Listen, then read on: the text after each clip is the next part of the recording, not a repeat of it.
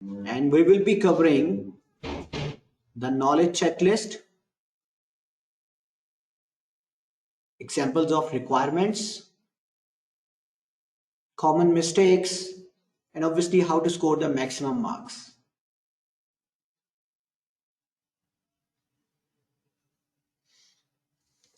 Guys, voice is clear, right? Please.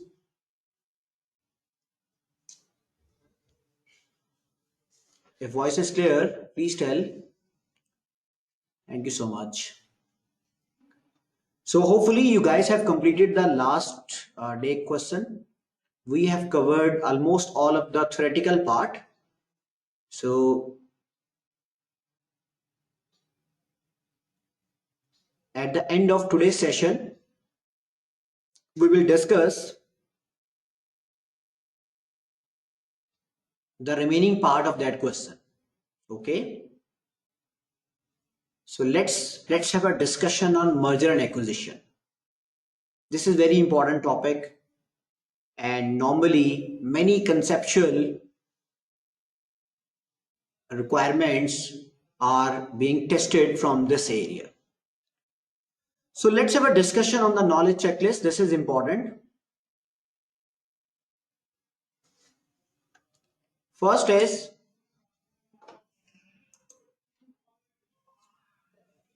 what kind of theoretical area will be tested from this area, from this merger and acquisition topic. Look, these are the full checklist of all the theoretical areas, but obviously types of merger will not be tested in the question. It's very simple, but comparison of organic growth and inorganic growth can be tested. In many past papers, examiners specifically ask that why a company is going through the acquisitions, why a company is growing through acquisition. I still remember a question named Vogel Company. The A part of that question is tested from this area. That why your company is growing, why your company is expanding through acquisition, why not through the organic growth? You have to answer, and obviously you will be able to answer if you know the comparison between the organic growth and the inorganic growth or the growth through acquisition. So guys, you should know the difference between the organic growth, the internal growth, or growth through the acquisition, the external growth. Obviously in growth through acquisition, it will be a quick growth. You can easily enter into the target market. You can easily get the required business, but it will be costly. And there will be a lot of challenges required in growth through acquisition. So you should know, examiner can test 3 to 4 marks from this area. It's very easy, by the way. What are the reasons for acquisition? Actually, if you know the reasons of acquisition, then you will also know the reasons of failures.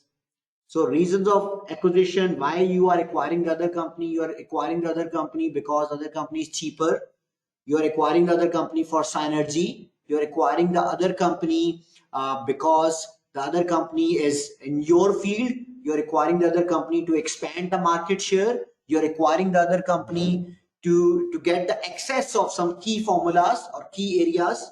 So you should know the reasons for acquisition. Then types of synergy. Types of synergy has been tested in the past paper many times.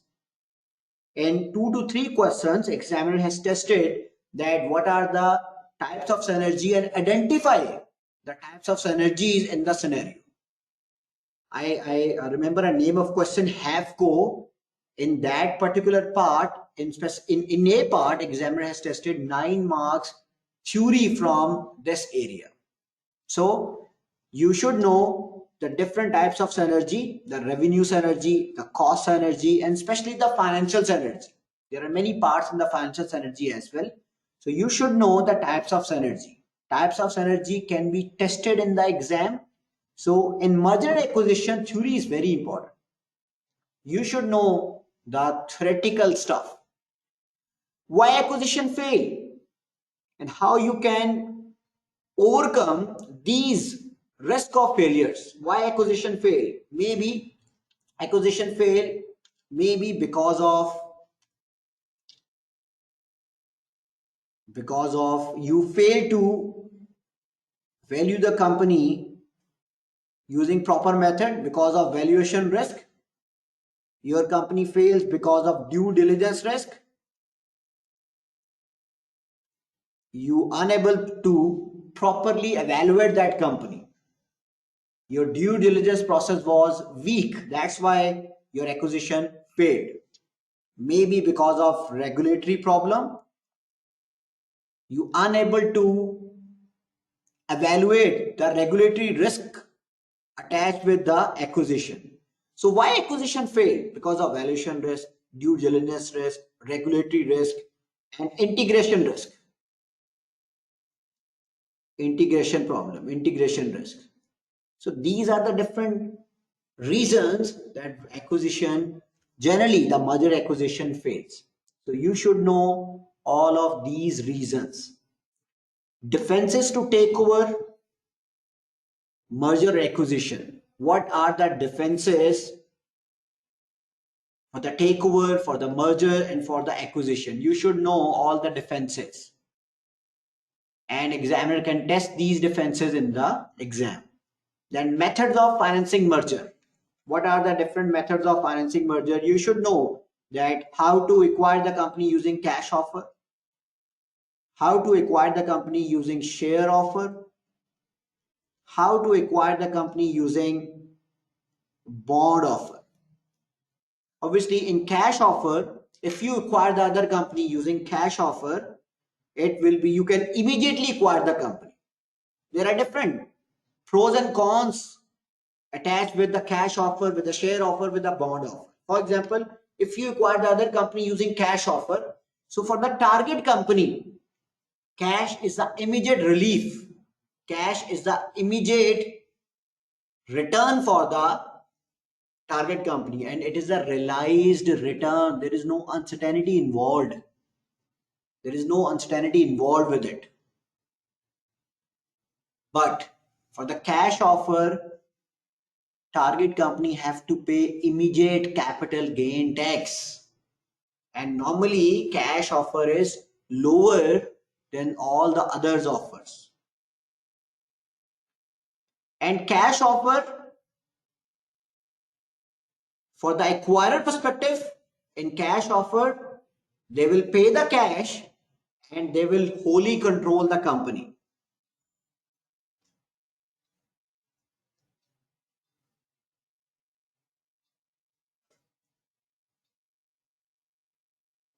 Please guys, there is still some issue with the voice.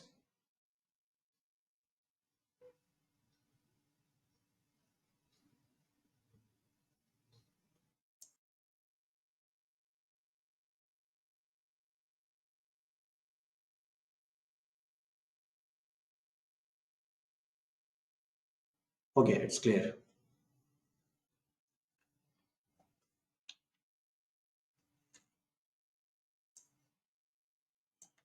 So let me explain this.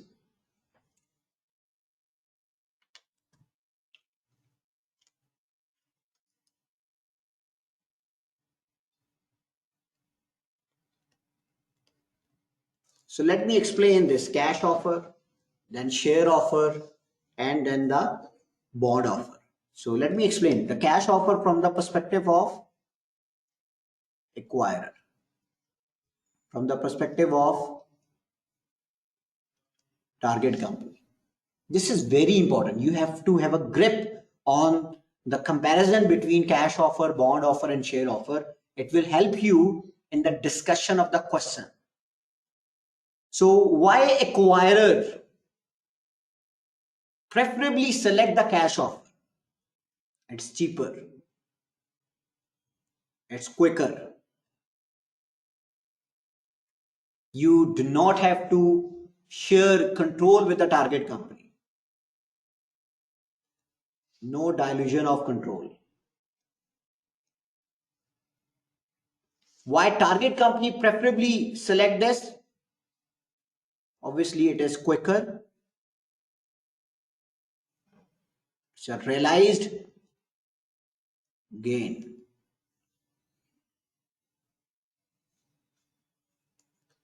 they can invest in other avenues.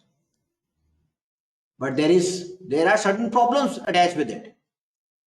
Normally lower return, and you have to pay immediate capital gain tax. You have to pay immediate capital gain tax. So these are the pros, these are the cons attached with the cash offer for the target company. Obviously, for the acquirer, there are certain benefits. These are the benefits for the acquired company. Okay, what about the share offer? So you should learn to discuss these things. What are the benefits for the acquirer and what are for the target company? For acquirer, they do not need to arrange cash. Do not need to arrange cash. They do not need to arrange cash. Using bootstrapping,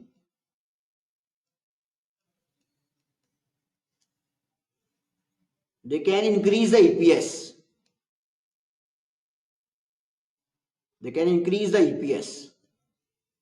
This is a very fantastic process where you will acquire the cheaper company by issuing your overvalued shares. So issued number of shares will be lower, income will be greater, and overall EPS will increase.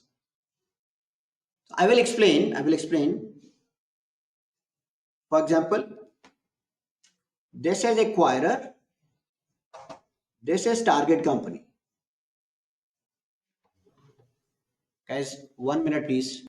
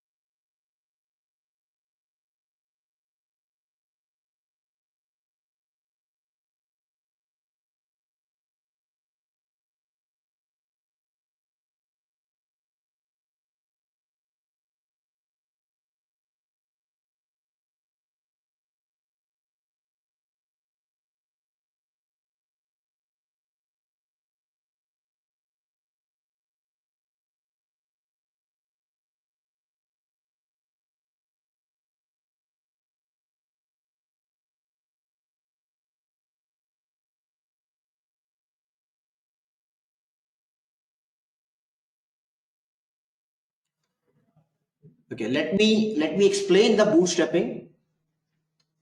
For example, this is a target company, this is acquired company. So let me explain the bootstrapping. It's a very simple process. Sometimes examiner will use this bootstrapping language in the question, so you should know about this. For example, P ratio of a company is 20 and P ratio of target company is 10. Number of shares are 100,000, number of shares are 50,000. Market value per share is $100. Market value per share is $50. Can you calculate the EPS, guys? Can you calculate the EPS?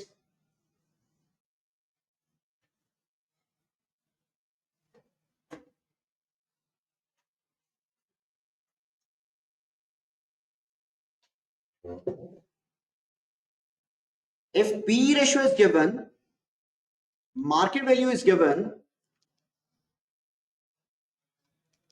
P ratio, EPS will be 5, right?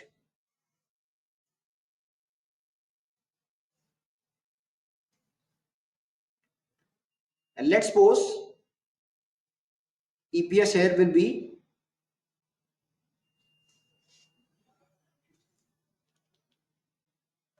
again 5, right? So the total earnings, let's calculate the total earnings.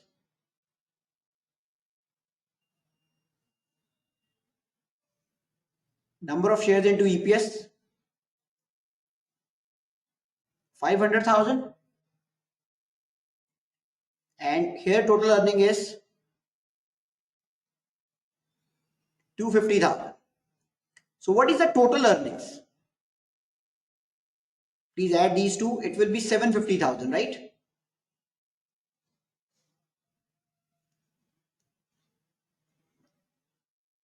$750,000. So the total earnings are 750,000. Okay, we as acquirer, we will issue our one share. We will issue our one share to acquire the 2 shares of the target company. We will issue our one share in order to acquire the 2 shares of the target company. So for 50,000, how many shares we will be issuing? For 50,000 shares, how much the acquirer will be issuing shares? 25, right? 25,000. So now after the acquisition, how many shares the group have? 100,000 plus 25, 125,000. So what will be the EPS now? 750 divided by 125, it is equal to 6. It is equal to 6. Please confirm.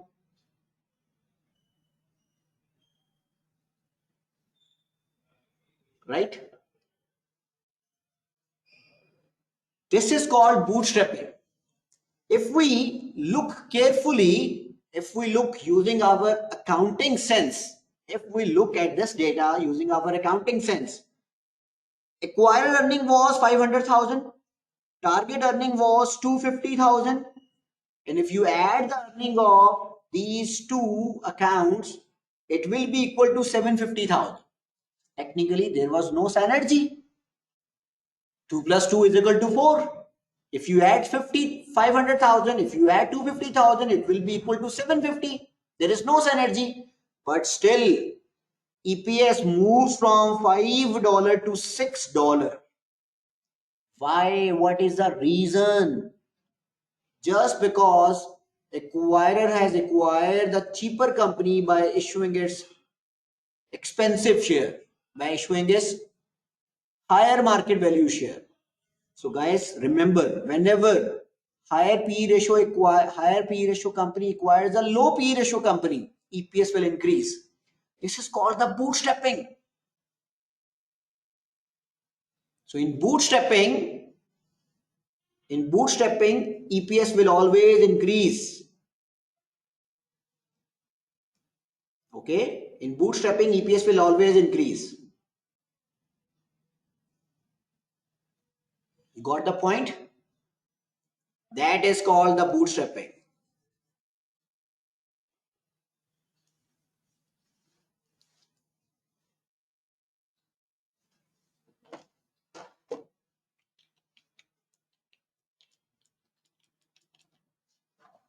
Okay.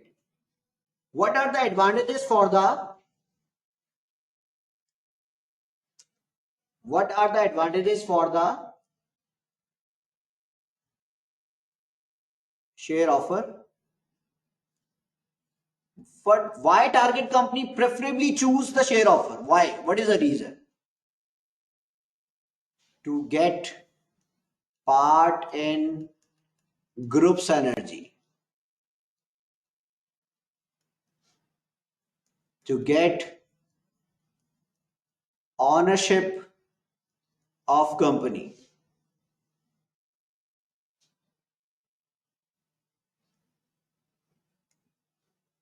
to get future benefits of group. But there are few problems with it. If I, being the acquirer company, if I give you the shares of my company, it is unrealized benefit.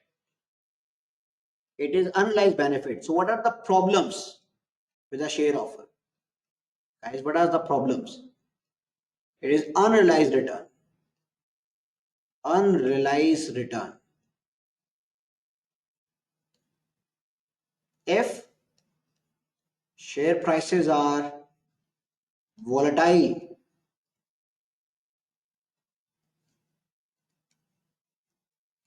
return is expected to come down. Return can be lower in future. Return is expected to come down. So I was just discussing the theoretical aspect for method of financing merger. So whenever you are revising whenever unrealized profit means, if I give you the cash, it is the realized profit. That means you have cash in hand, you can invest somewhere. But if instead of cash, if I give you the share, this is unrealized benefit. You have to sell the shares in the market in order to have a cash. And obviously, if you sell the shares in the market, if share price increases, you will get benefit. If share price decreases, you may face the loss. So that's why if you are receiving consideration in form of shares, that is risky compared to if you are receiving consideration in form of cash. So that's a basic discussion on method of financing merger. Now, next is key aspects of takeover regulation. You have to remember the key aspects of takeover regulation. This is very important. An examiner normally tested this type of theory. So it's my request, whenever you are revising the theoretical part of merger, the theory of merger, this is a checklist. You have to learn all these points. Read and learn these theory points.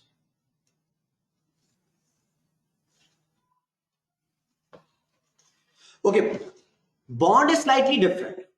In bond, for example, if I am giving you the bond and you are the target company, try to listen this. I am giving you the bond, I am acquirer, you are target company. So first of all, let's discuss from the perspective of acquirer. If I am giving you the bond, you know what? It's a kind of delayed payment. I'm giving you the piece of paper only. Whenever the bond will be redeemed, then you will receive the amount. For example, if a bond has a duration of 5 years, I will be paying after 5 years. I will be paying after 5 years. So bond is a delayed payment for the acquirer. This is a huge benefit. Delayed payment. Currently, I am giving you the piece of paper. And if bond is a life of 5 years, at the end of 5th year, you will be receiving money. So for acquirer, this is a huge benefit. What about the target company? They will be They will no need to pay tax. This is less risky because bond is involved. Confirm that you will receive the amount, and plus you will also receive the interest regularly plus the redemption value. So normally the bond return is higher than the cash offer, but maybe lower than the share offer. So if target company is receiving the bond, they do not need to pay any tax.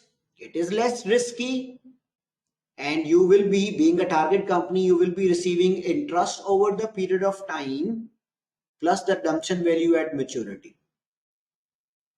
But there is one problem attached with it. What is that? What is that problem? You will not be receiving actual income until the maturity.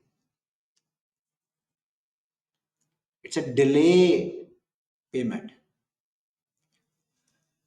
So please, before going to the exam, kindly revise this knowledge checklist.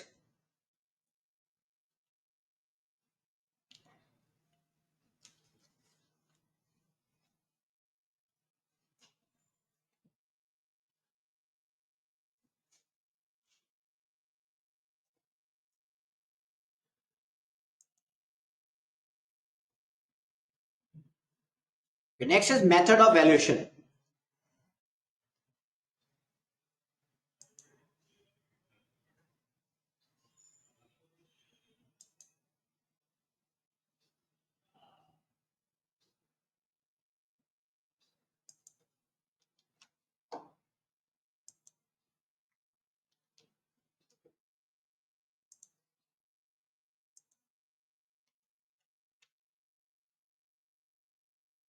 Method of valuation.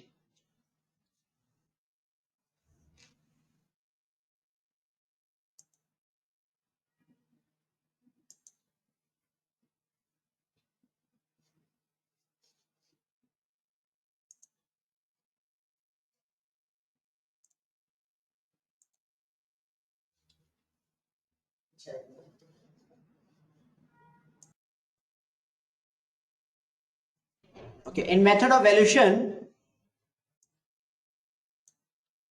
different methods are involved. The most important is cash flow based model. The most important is cash flow based model. Cash flow based model is very important.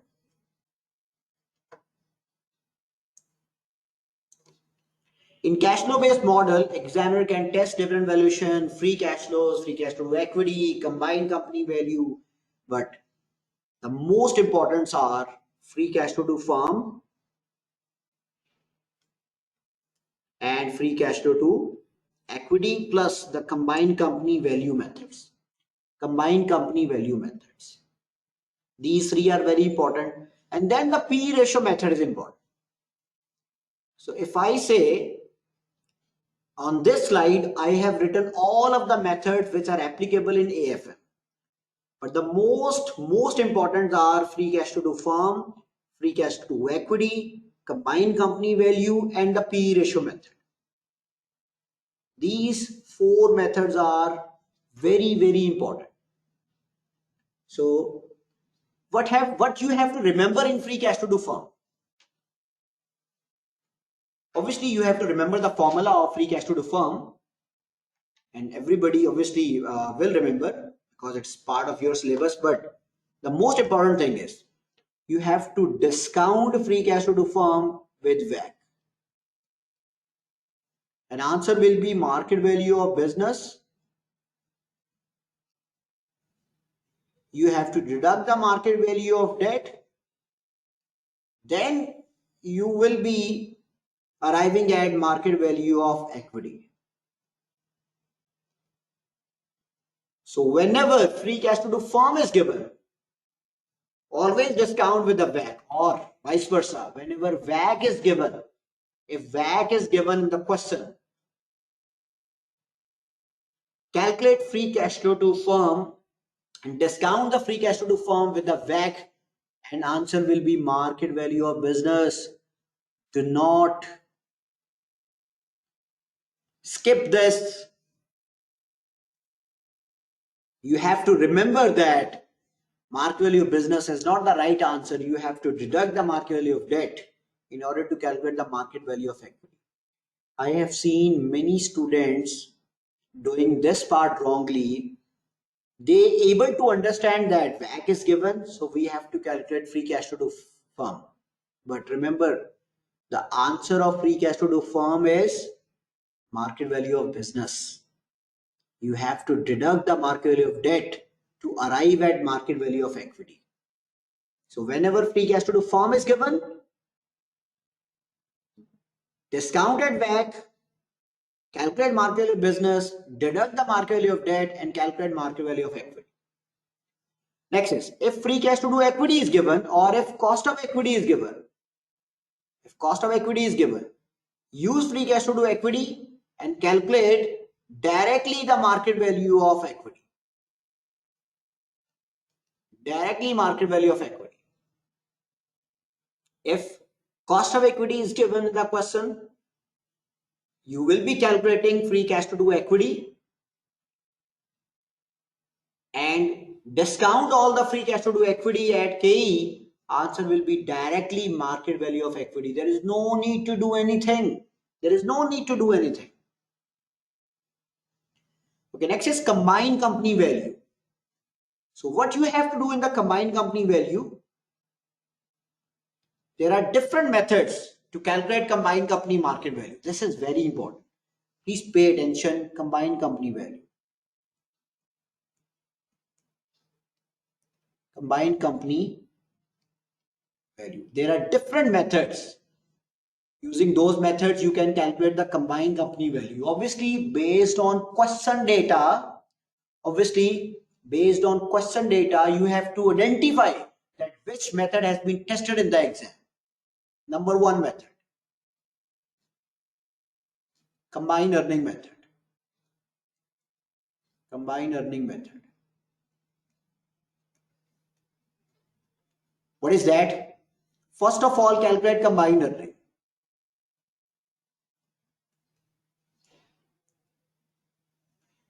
Combined earning. Acquirer earning. Earning means profit after tax. Target profit after tax plus synergy per year. Synergy per year. First of all, calculate the combined earnings. That is acquired profit after tax plus target profit after tax plus synergy per year. Synergy per year will be given. You have to identify synergy per year will be given. Okay, then multiply the combined earnings with combined PE ratio, or the suitable word is group PE ratio, or the acquired PE ratio. Combined PE ratio, group PE ratio, or the post acquisition PE ratio, or the post acquisition PE ratio. Post acquisition PE ratio. So this will be your combined equity value. Combined equity market value. Combined equity market value. This is number one step. Calculate combined earnings. Multiply with the combined PE ratio. That's equal to combined market value. So your question will be, sir, how do we know that this method has been tested in the question? Simple answer. If group PE ratio, if combined PE ratio, if the post acquisition PE ratio is given, it is guaranteed, it is almost sure that this method has been tested. Like in yesterday class, I was telling,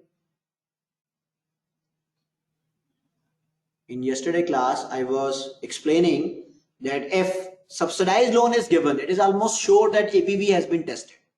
So guys, if combined PE ratio is given, it is almost sure that this method has been tested. Okay, second method is combined FCFE method.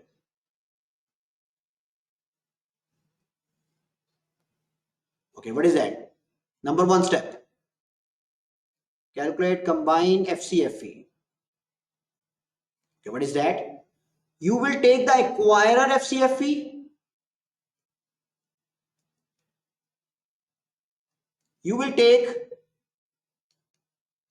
the target FCFE. You will take the synergy cash flow.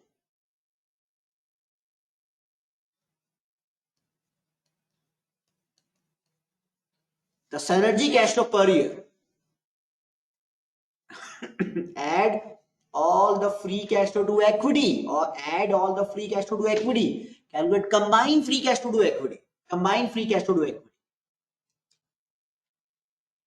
And second, multiply combined FCFE with price to cash flow ratio. Price to cash flow ratio. And that price to cash flow ratio will be of the group. It will be a group price to cash flow ratio. Price to cash flow ratio. Here you come. Answer will be combined equity value.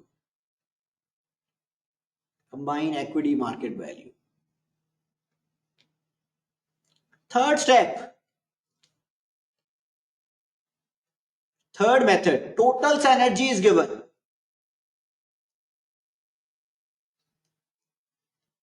Total synergy method. And what is that? How to calculate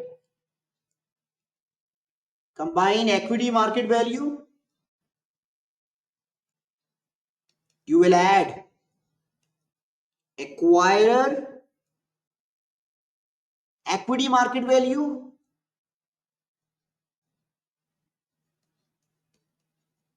target equity market value plus add total synergy.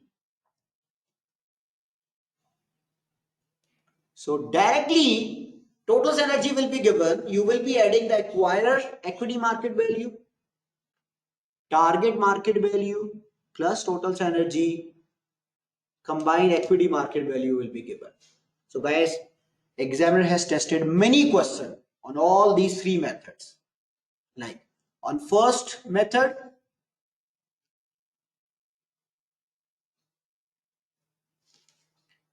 there is a question named Vogel. On second, there is a question named, please correct me for the spelling, Celeron type name.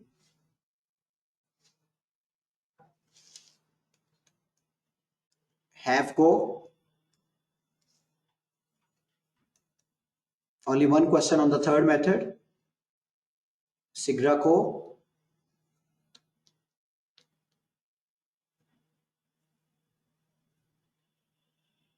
So these are the questions which has been tested on these methods in the past exam papers. And all the recent attempts question.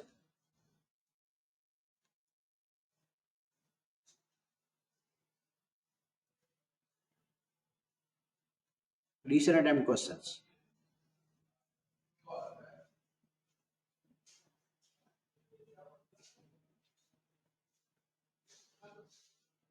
So these are the three methods to calculate the combined value, and these are the past papers in which these methods have been tested. Okay, there is one more method. Let's discuss on the next slide. That method is combined FCFF method. So guys, first step you will be calculating combined WACC.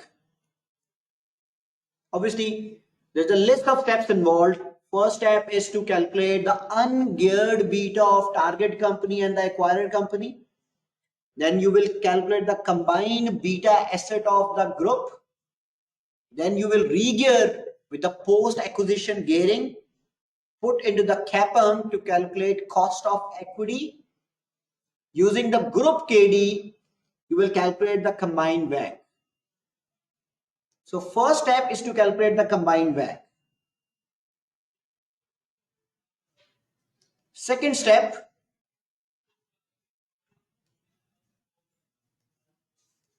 calculate combined FCFF. Third step, discount combined FCFF at combined WACC to calculate group market value of business. This is the only method in which answer will be market value of business, because you have used FCFF. So the combined equity value will be equal to market value of business minus group market value of debt. So that will be equal to combined equity value. So guys, it's my request that this is very important. Whenever you are revising the method of valuation, you should revise. You should have a grip on FCFF, FCFE, and the combined company valuation methods. There are 4 methods of combined company valuation. Number 1 is combined earning method. Number 2 is combined FCFE method. Number 3 is total synergy method. Number 4 is combined FCFF method. Combined FCFF method.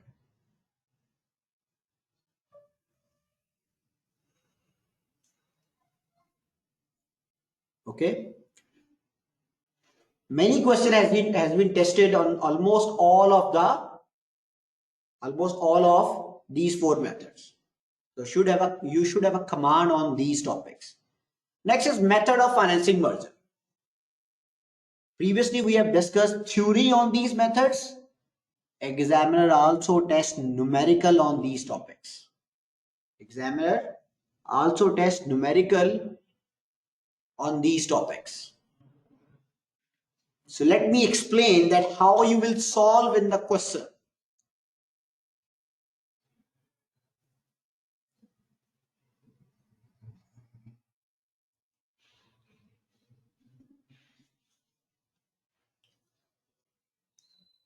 Guys, please pay attention. Your next 10 minutes are very important. And your next 10 minutes are going to change the perspective of merger and acquisition question. So please pay attention. Your next 10 minutes are very, very important. So guys, whenever you are solving share for share exchange question, how to solve the numerical part of it? Whenever you are solving the share for share question,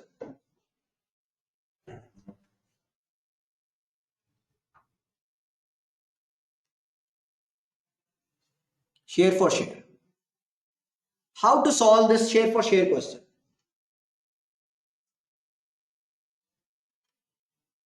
Okay, you have to make a table here. And what is that? What you will write? First of all, you write pre-acquisition detail. Pre-acquisition detail.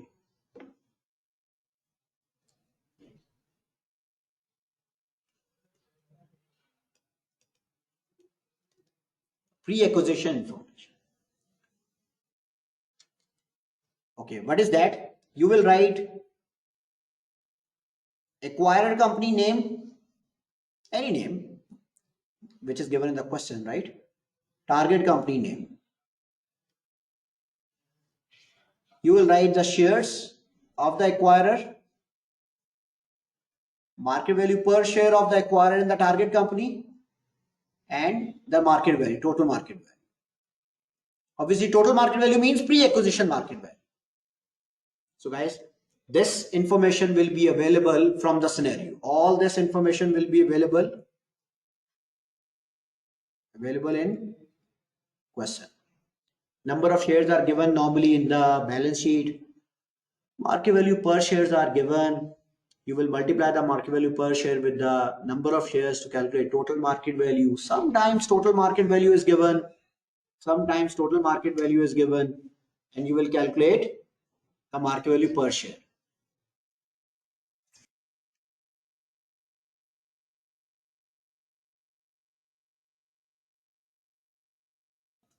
So all of this information will be available from the question. Okay, now the very important part. Now the very important part.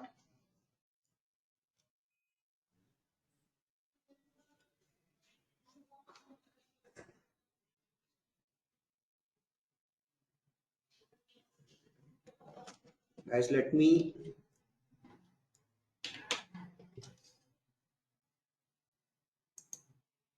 explain on the Excel.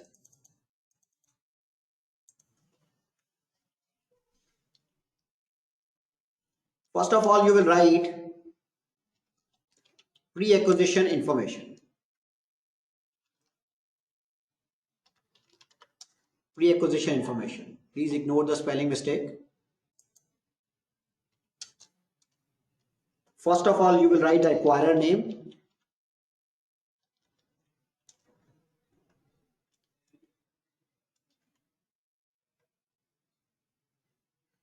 Acquirer name. Then you will write the target name.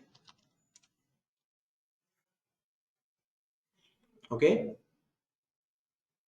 Acquirer name and target name. Then you will write the shares.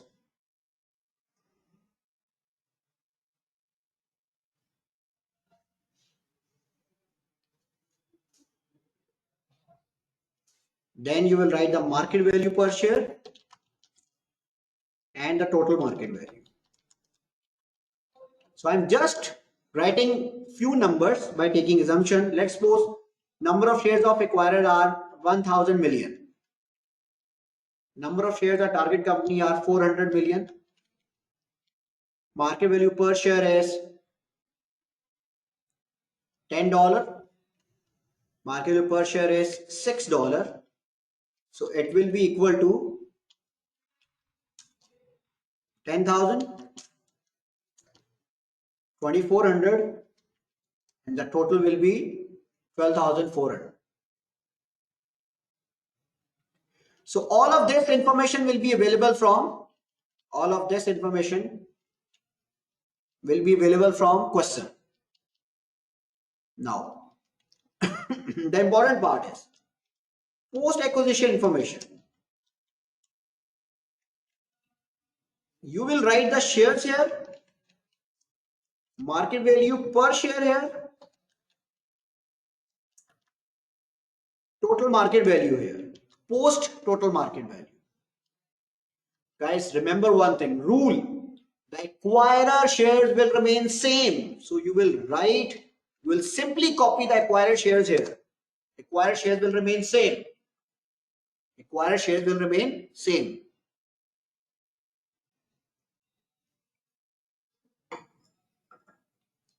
Okay, now using any method,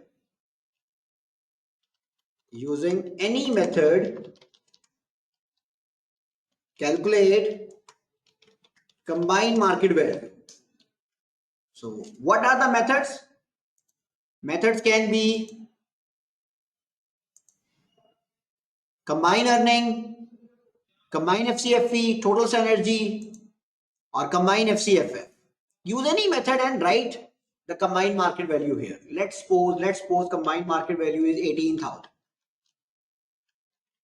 Combined market value is 18,000. Let's suppose, guys, combined market value is 18,000.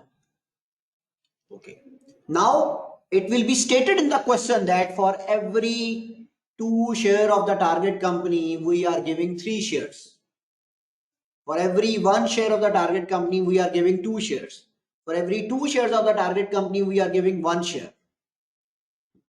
So let's suppose, I'm assuming it is given that for every 2 share of For every 3 share of target company, we are offering 2 shares. Okay, let me change the price slightly. 5.5. Okay. So for every 3 shares of target company, we are offering 2 shares. 400 divided by 3 into 2. For every 3 shares, we are offering 2 shares. So we are offering 266.67 million shares, right? Take the total number of shares. So now combined shares are 1266. Calculate the combined market value. Combined total market value is given. Combined shares are given. Combine this divided by this. Obviously, both of these are shares of the group. So this combined market value will be same. This combined market value will be same. Now calculate the acquirer part of the post acquisition value.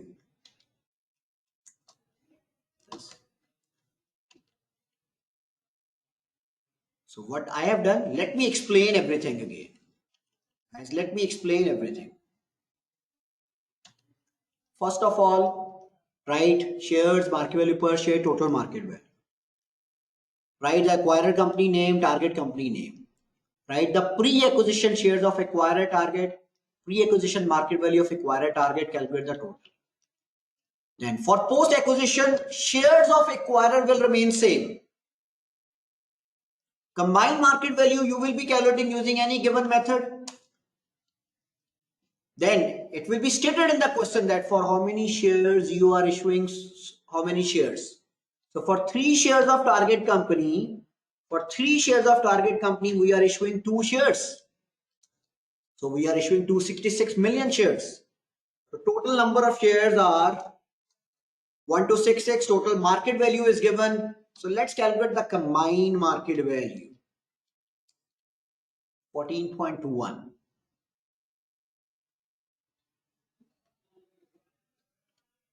So it will be same.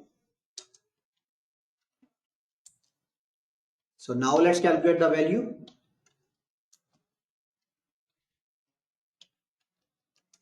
So next step will be the gain loss.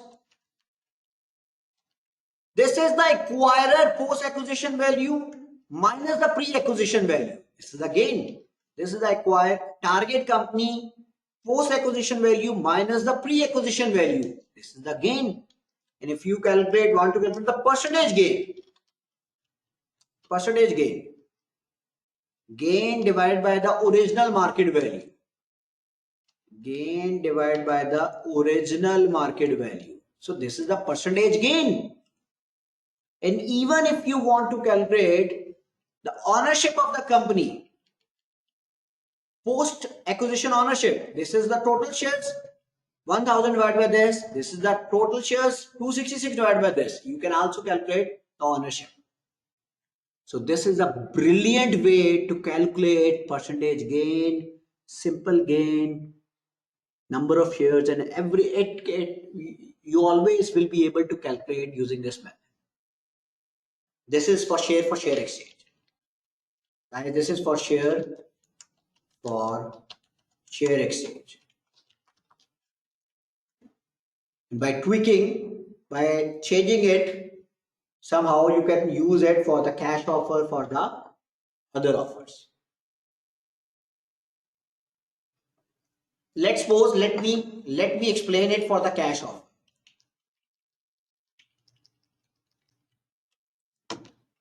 Let me explain for the cash offer.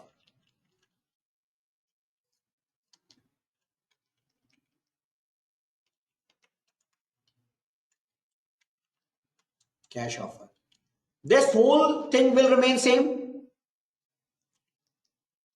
And obviously we are not issuing any share here. So it will be ended.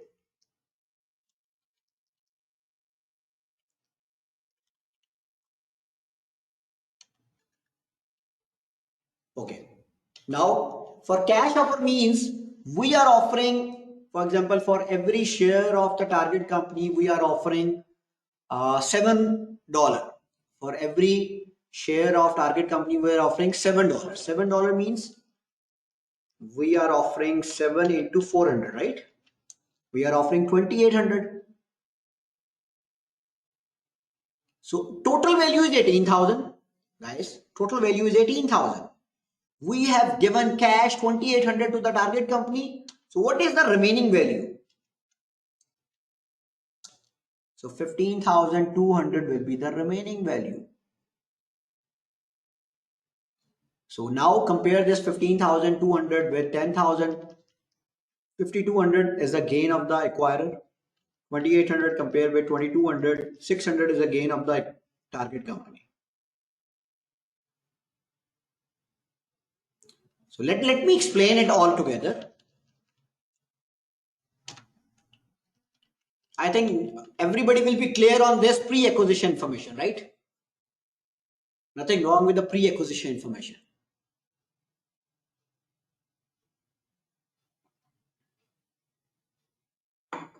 Okay. Now, shares of acquirer will remain same. Calculate the combined equity value, that is 18,000.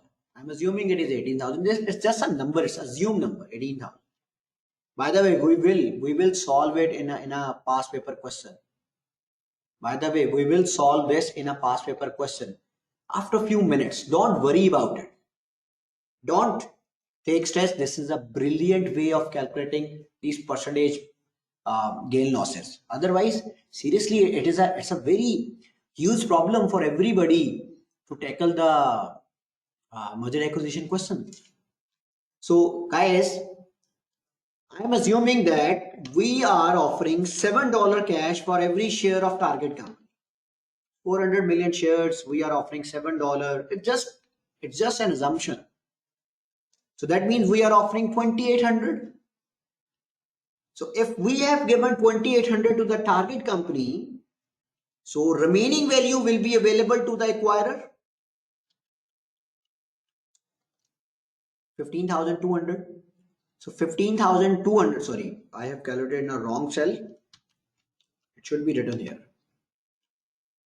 So 15,200 is the post value of the acquirer. What was the pre-value? 10,000. So 5,200 is the gain. We have offered 2,800 to the acquirer. Actually, its value was 2,200. So 600 is the gain. Now convert into percentage gain. Divide with the pre-acquisition value. With the pre-acquisition. And guys, if you want to calculate the market value per share, you can calculate 15,200 divided by 1,000.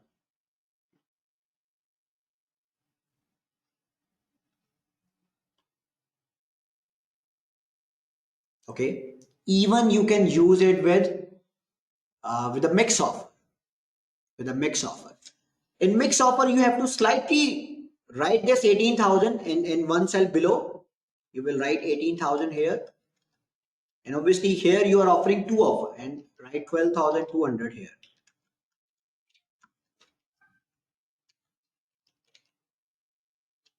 And obviously you will be offering two offer here. Cash offer and share offer. Okay. So you are offering two things to the target company. In mix offer, you are offering two things to the two consideration to the target company. So you can solve obviously by using common sense. You can solve this in the question.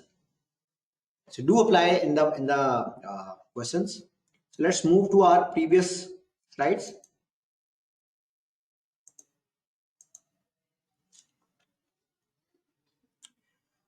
By the way, we will be applying this in the past paper question. Don't worry about that. Common requirements. These are the copied requirements from the past papers. Examiner often test market value of equity, often test market value of equity before acquisition, combined equity value, percentage gain, and then you have to discuss the reactions, combined equity value, additional value, the gain, shares of the gain from the combination, current equity value. So it's very common. You will be calculating equity value.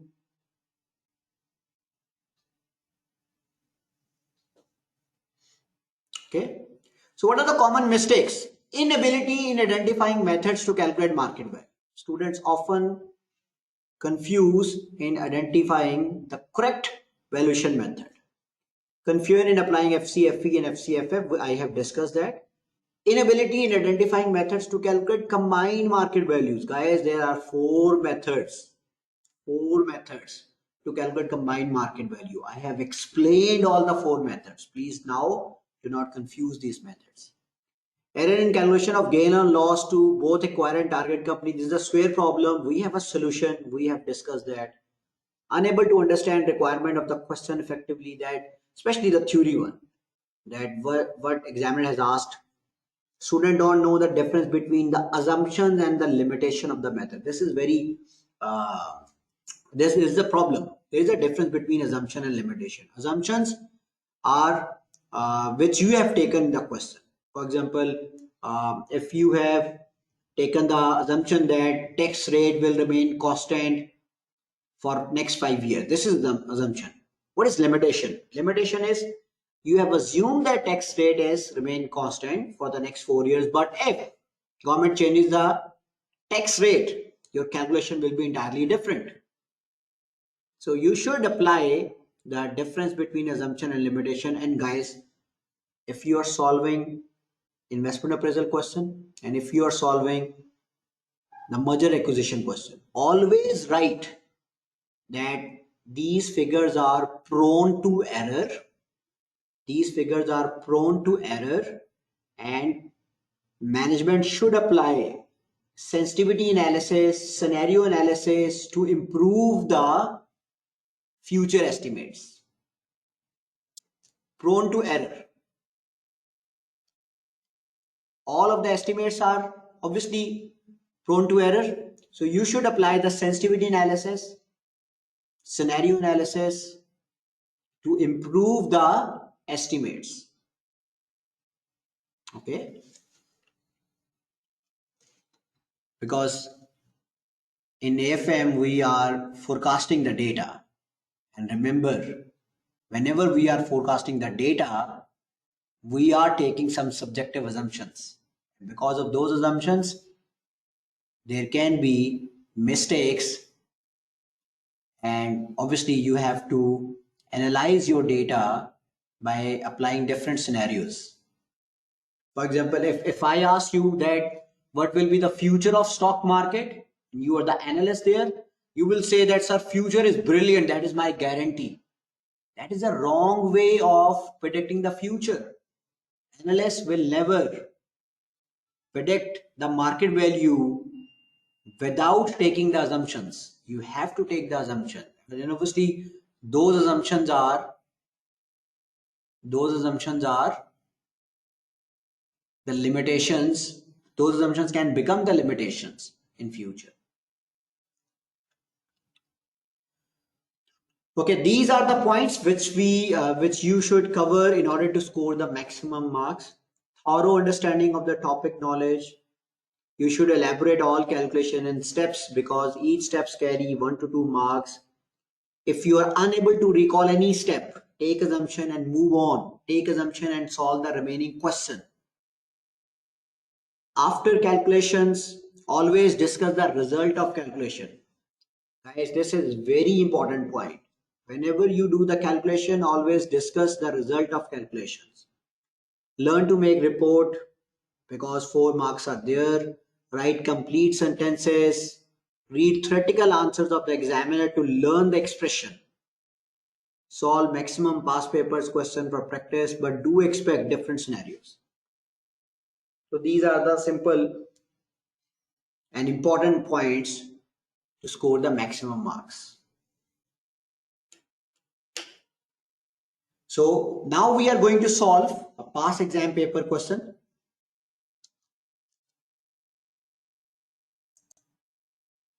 Please open March-June 21.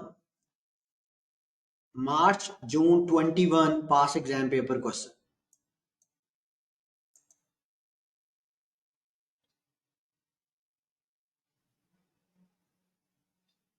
First question, March-June 21.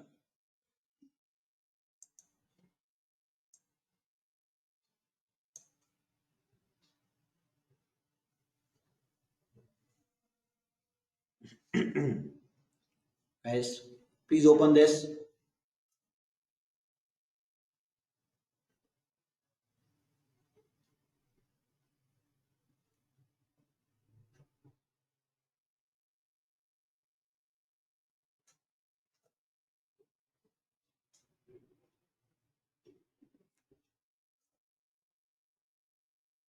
You have a minute to please open this past paper question from the technical article, March-June 21.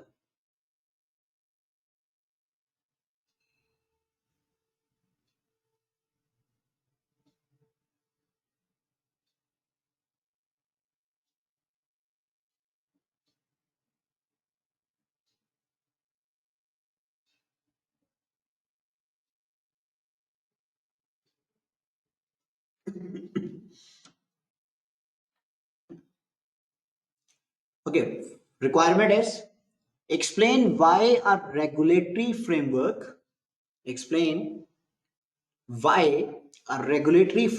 related to merger and acquisition is necessary to protect the interest of shareholders and other stakeholders. It's a simple question, that why a regulatory framework related to merger and acquisition is necessary to protect the interest of shareholders and other stakeholders. It's a 5-mark question. Second is discuss the two theoretical propositions as raised by company's board of directors in relation to a company's capital structure. There is another theoretical question. You have to discuss the two theoretical propositions raised by the board, and it has a 6 marks.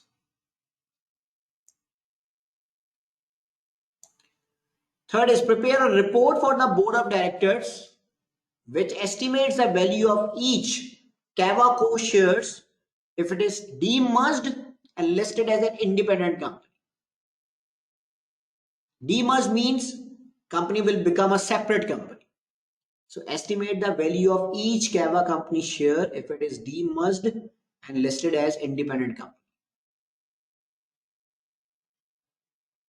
Second is estimate the additional equity value created when combining Co and Kava Co. Additional equity value created. Okay. The percentage gain to each of the company shareholder group under each payment method. So this is the percentage gain which we are going to calculate using the table which we have covered. Next is the impact on the company capital structure under each payment method. You have to calculate the capital structure of this company. Next is what is the report? Evaluate the financial and other factors that both company shareholders would consider prior to agreeing to the acquisition and the impact on the company capital structure under each payment method. So this is the question. So let's discuss the scenario. First of all, the introduction. Company is a large listed company involved in 2 business sectors. The C company is a large listed company involved in 2 business sectors. Its main business is in the production of food and drink for supermarkets and other large traders. It also owns a chain of coffee shops nationwide. C company board of director thinks that the company is undervalued and is of the opinion that it should focus on the rapid innovation taking place in the food and drink production sector.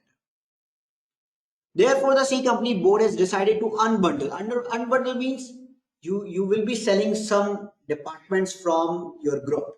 You will be removing some companies from the group. So the board has decided to unbundle the coffee shop business into a company called Kava. Okay, the C company will then either demerge Kava through a spin-off. Spin-off is a process in which you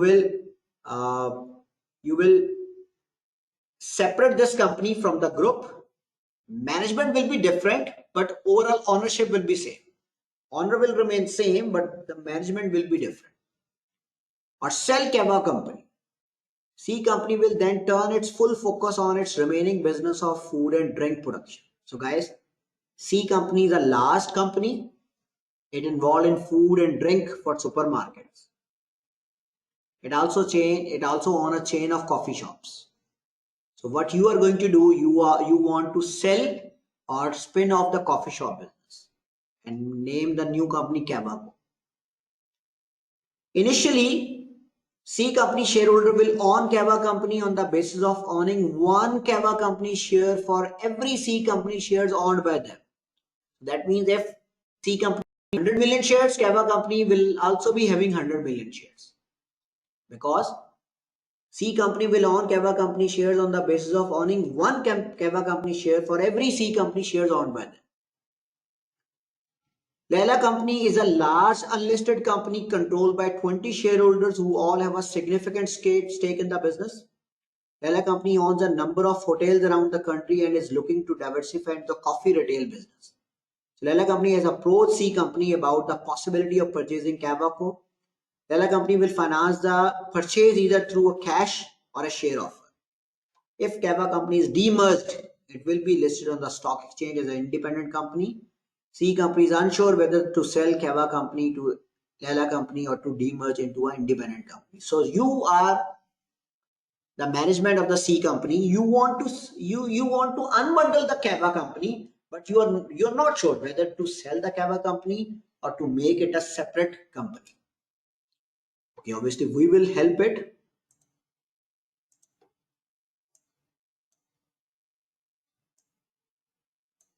Further clarification has been sought by the Layla company board on the following two areas. Number one, company CEO has determined that a regulatory framework in the area of merger and acquisition is designed to protect the interest of shareholders and other stakeholders. He wants to find out why there is a need for regulatory framework. Guys, let's discuss the A part. There are some reasons that there is a need for regulatory framework. Regulatory framework is there to protect the right of all the shareholders. Regulatory framework is there to protect the right of all the shareholders. Regulatory framework is there especially to protect the right of minority shareholders of target company. Regulatory framework is there to protect the right of minority shareholders of the target company. Regulatory framework is there to control the management of the target company so that they can work on behalf of their shareholders. Regulatory framework is there to set the guidelines for the proper merger acquisition steps. For example, proper information should be provided if you want to acquire some company. For example, you are the acquirer, another company is the target company. You should provide the proper information to the other company. So, and at the same time, target company also provide all the information to the acquirer company. And you should also, if you want to acquire the other company, you have offered the other company. Now you should give the proper time to the other company so that other company can take the informed decision.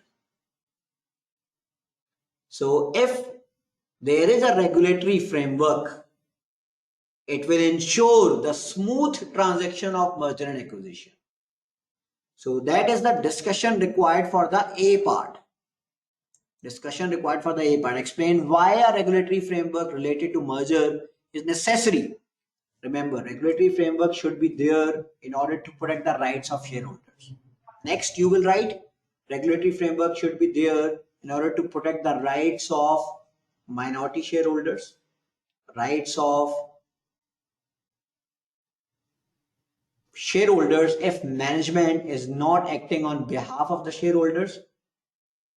Regulatory framework will give you the guidelines for the smooth transaction of merger acquisition. For example, proper exchange of information, proper time will be given so that other party can take the informed decision.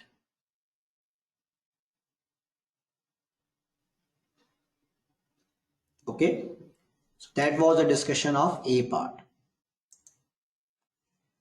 Next is the acquisition of Kava company will be a major investment for Lilaco, and its board has concerned about how the acquisition will be financed.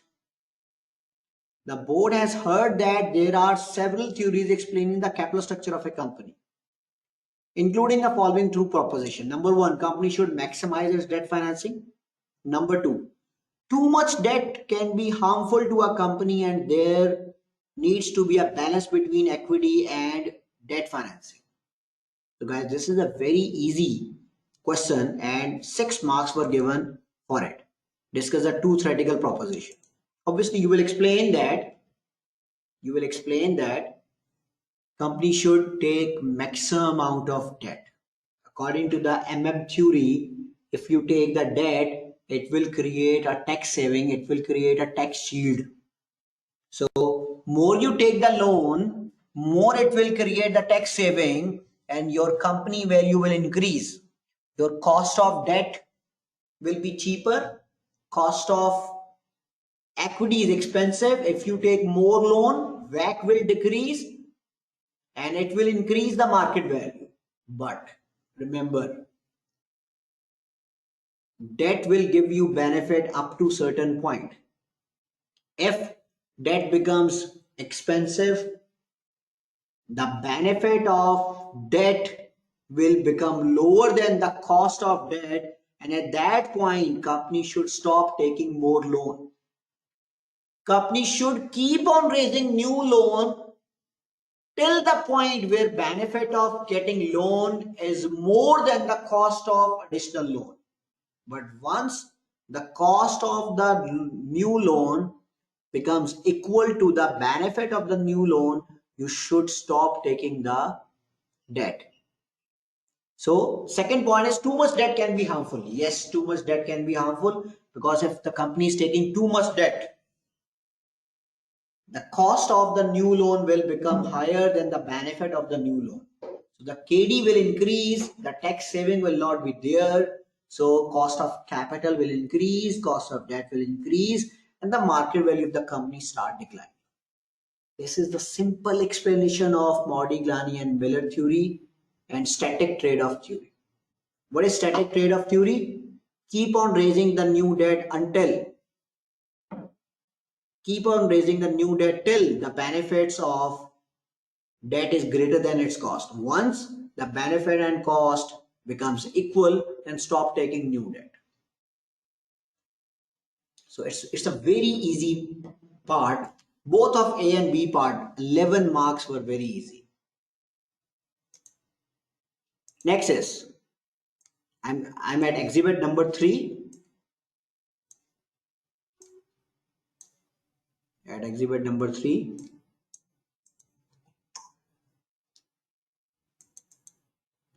Extract from C company financial statement are as follows. Share capitals are given $1,000 million and number of shares will be 2,000. Non-current liabilities, loan notes A is given, loan notes B is given. C company shares are trading at $2.45 and have an equity beta of 1.3. So this is the equity beta of the whole group, equity beta of whole company. The part of the business which will become Kava company accounts for 24.5% of the C company total market value. So that means you want to sell 24.5% of the total equity value. So 24.5% belongs to the Kava Co. 24.5% belongs to the coffee business. Kava Co means coffee business. Next is C company loan notes A currently have a total market value of $2,100 million. Loan notes B has a market value of 400 million. The pre-tax KD is 4.3% for the A and 4.1% for the B. After the unbundling, after the separation, the loan note B will be serviced by the Kava company. So Kava company will receive the loan note B. And pre-tax KD will increase by 0.3. Previously it was how much? 4.1. So it will increase to 4.4%. It will increase to 4.4%. Layla company debt to equity ratio is 40 to 60% and it has 1200 million shares.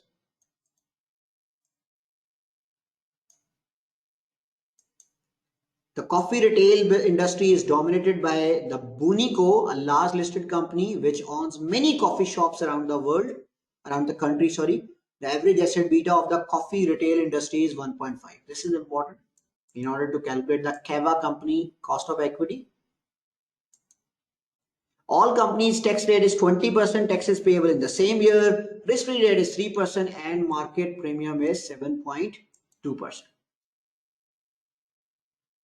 Okay, next is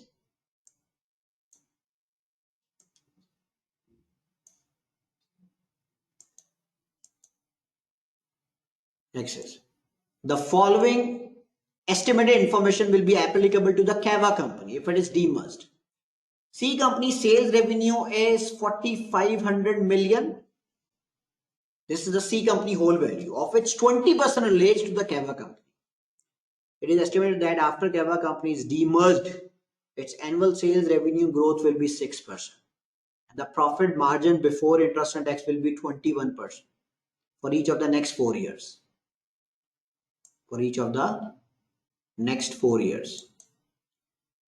And next is it can be assumed that current tax allowable depreciation will remain equivalent to the amount of investment needed to maintain the current level of operation. Guys, this is a golden statement.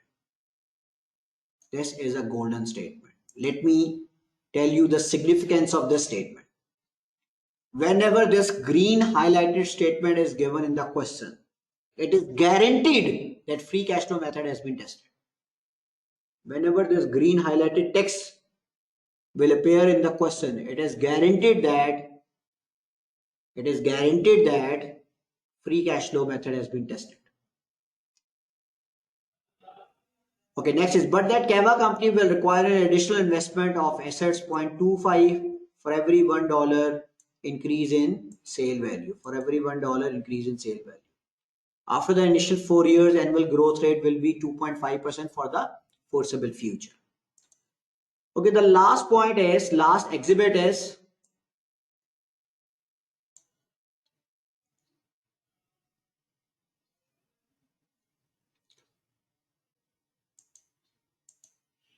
the following estimated information applies to the acquisition of Kava company by the Layla Co. If Kava company is acquired, average PE ratio for the hotel industry is 15.6.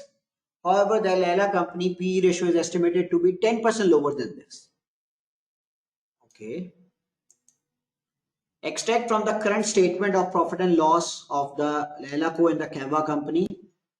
Profit after tax are given. After the acquisition, it is expected that PE ratio of the combined company will be the midpoint between the individual two companies' PE ratio. Guys, please tell me which method we will use to calculate the combined value. Which method we will use to calculate the combined value? Combined earnings, P ratio, combined earnings, P ratio. Excellent, excellent. The annual after tax profit will increase by 62 million. 62 million. And the last para is company has proposed to pay for acquiring Kava Co either through a cash offer of 0.66 for a Kava company shares or 1 Layla company share for every 3 shares of Kava company.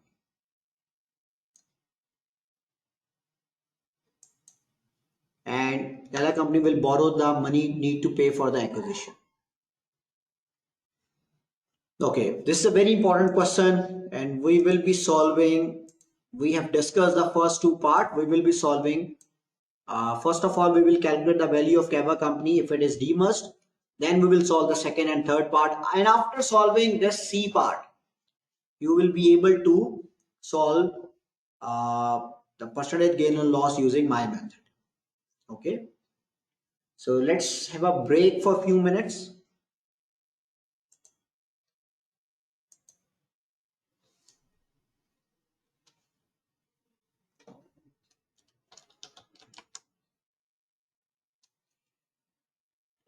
And we will be joining back at 9.45.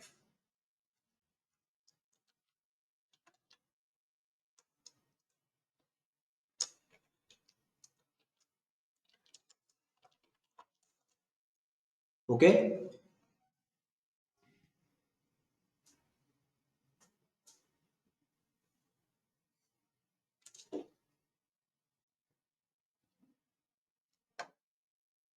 So let's meet after 15 minutes.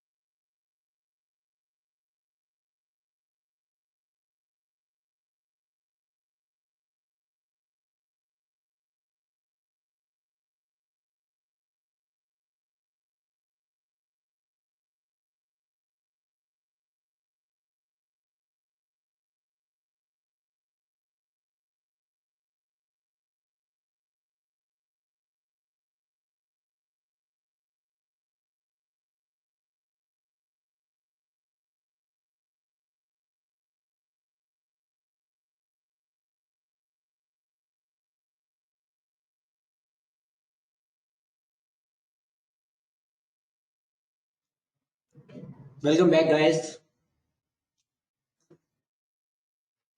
So let's solve all the parts one by one.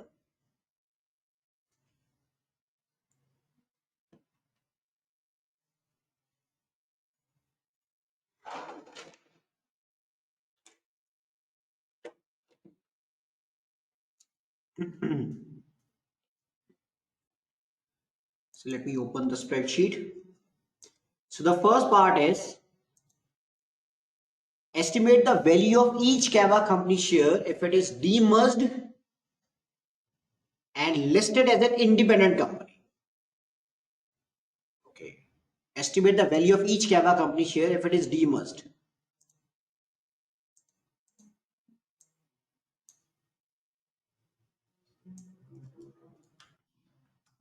By the way, I have already solved. That's why it is saved here. So let me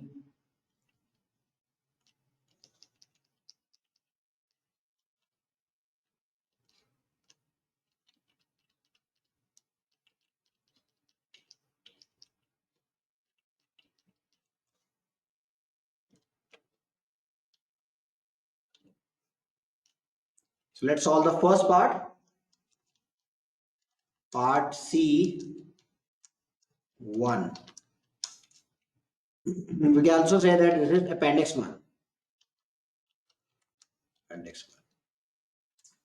And what was the requirement? The value of each Kava company share if it is demerged.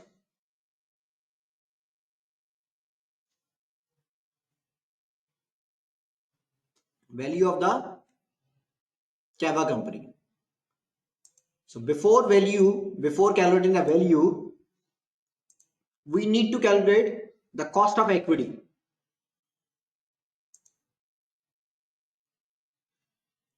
And remember, the total equity value of C company is 2000 shares into 2.45, and Kava company has 24.5% of that value. So market value of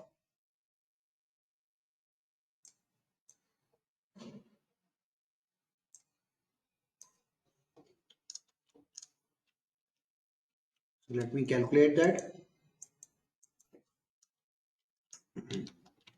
Market value of C company. Okay, let's calculate the direct value of Kava company. Number of shares are 2000. 1000 divided by 0.5 into 2.45, and we have a share of 24.5%. 1200, almost 1200 million. 2.45 into 2000, and we have a share of 24.5%. 2.45 into 24.5%. Okay, this is the market value of Kava company.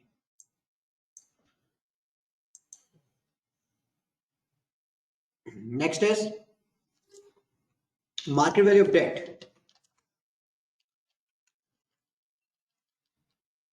Market value of Kava company debt. It was given. It was 400 million. 400 million.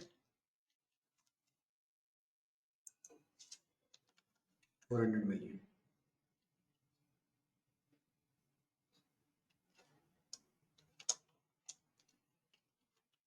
Okay, now we have the market value of Kava company, we have the market value of Kava company debt and equity. So let's calculate the cost of equity. So as Kava company is operating in the coffee business,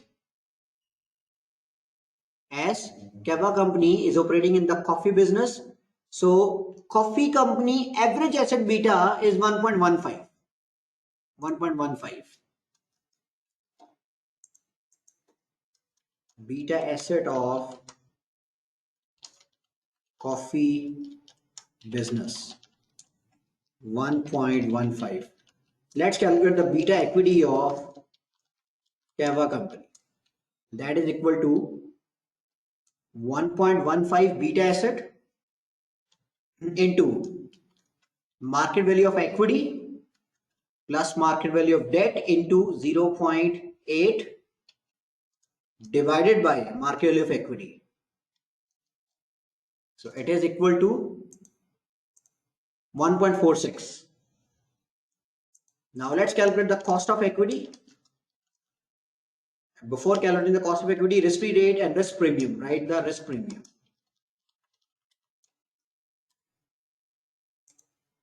Risk-free rate is 3%, premium is 7.2%. 3%, 7.2%. So let's calculate the KE. KE is 3% plus beta into risk premium. 13.49%.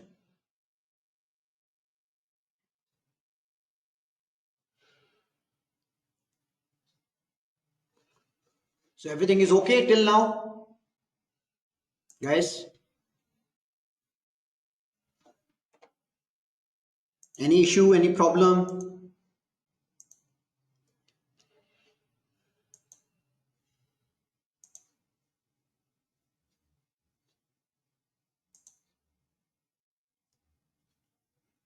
Okay, next is KE is done. Next is, let's calculate the KD. Previous KD was 4.1%, but after the acquisition, KD will increase by 0.3. So KD has become 4.4%. So KD is equal to 4.1% plus 0.3% into 0.8. So KD is 3.52. 3.52. So let's calculate the cost of capital.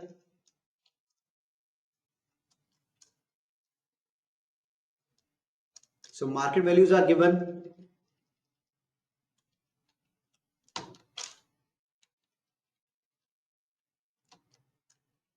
Cost is given.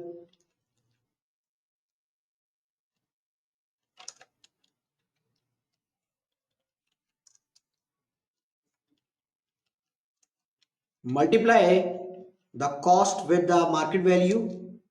Multiply the cost with the market value. Calculate the total of market value. Calculate the total of total of cost. And the WACC will be equal to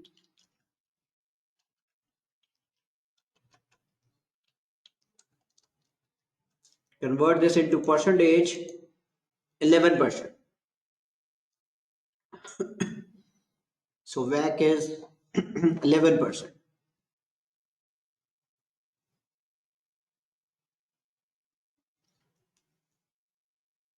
This is appendix number 1.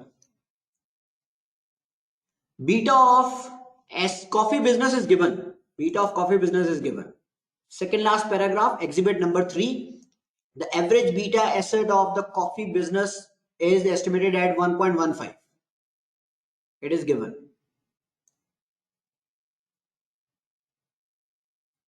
Okay. Now let's calculate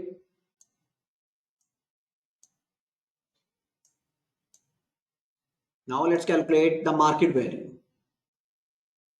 because requirement is estimate the value of Kava company share. Now let's calculate the market value. Detail is given here. Sales revenue is 4,500 currently. The whole C company sale is 4,500. And Kava company share is 20%. Our share is 20%. And it is estimated that after Kava company is demerged, growth will be 6%. So guys, let's solve this. Market value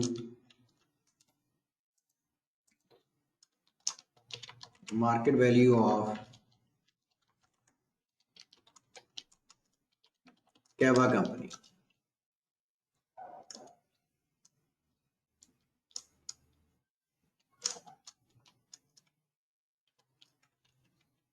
Put the dollar sign.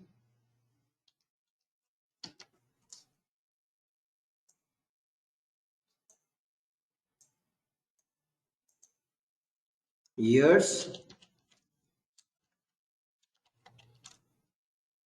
1, 2, 3, 4, 5 onwards. First of all, write the revenue. So revenue are C company revenue is 4,500. 4,500 and our share is 20%. And our share is 20%. C company revenue is 4,500 and our share is 20%, and it will increase by 1.06%. 954 is the revenue.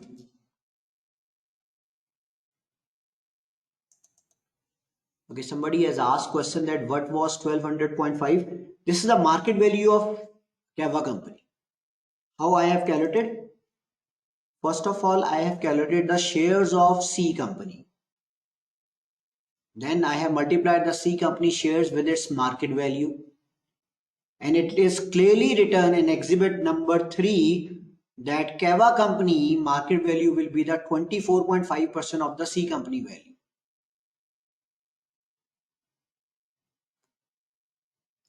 Okay, you are saying that you have the market value, then why we are calculating? This 1200.5 is just the estimate that if we are the part of C company, our value should be equal to 1200. It is not the independent value of the Kava company. 1200.5 is the market value of the Kava company if we are integral part of the C company. This market value will be as an independent market value of Kava company if we are operating as independent unit. In case of demerger. Okay, now the market value which we are calculating, it is the independent market. So guys, 4,500 market value, 4,500 is the revenue of the C company. Our share is 20% and it will increase by 6% every year, and PBIT will be 21%. So it will increase by 6% every year into 1.06. Copy into the next two cells. Copy into the next two cells. Revenue. Then PBIT is at 21%. 21%.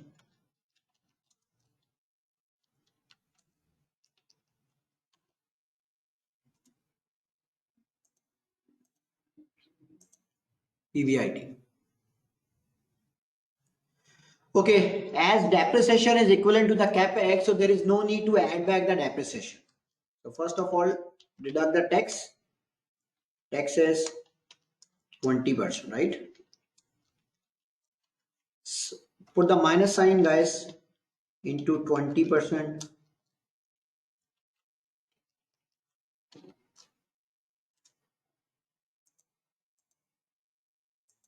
Then next is capex, additional capex.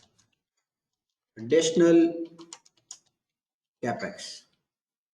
And it is written in the question that for every $1 rise in sales, capex will be 0.25. For every $1 rise in sales, capex will be 0.25. So let's calculate the capex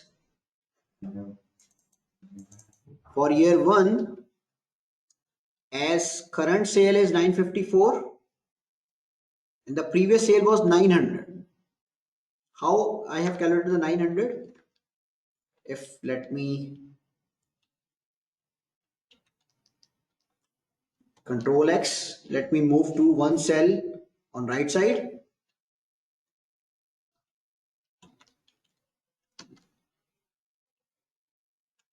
Guys, currently sale is the 20% of 4,500, 900. So the current sale is 900. So the capex will be 0.25 of the change of sales. 0.25.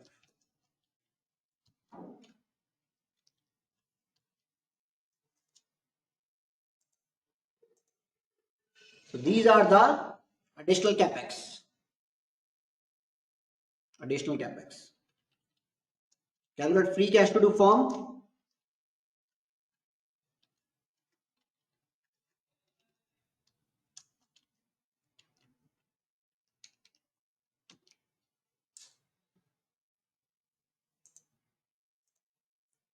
And discount at 11%. That is equal to 1.11 raised to power minus link with the cell.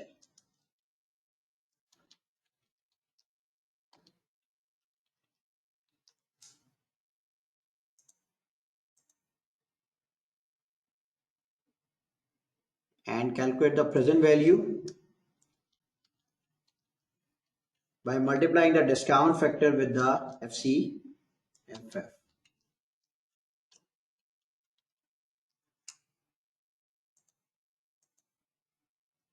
Present value. And for this, from 5 year onwards, from 5th year onwards, growth will be 2.5%. 2.5%. So take the last year cash flow into 1.025 divided by 0.11 minus 0.025. FCFF into 1 plus Z divided by cost of capital minus Z. So it will be equal to 2107. And discounted with the last year discount factor.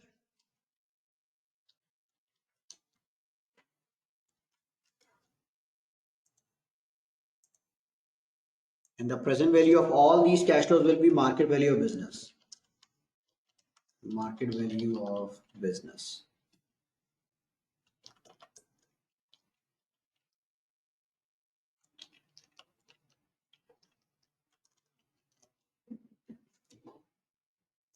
So it will be equal to 1882.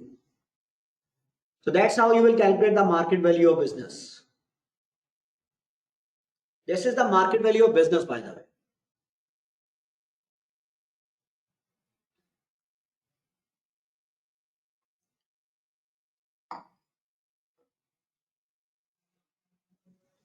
Market value of business.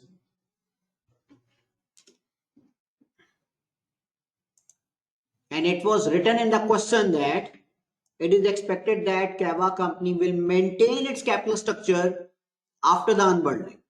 So the capital structure of Kava company will remain same. What is the meaning of this statement? The capital structure will remain same, guys. What is the meaning of this statement? The capital structure will remain same. It is the absolute amount will remain same or the percentages will remain same. This statement is all about with the percentage, link with the percentage or the absolute amount. With the percentage, excellent. So that means before acquisition, the percentages were,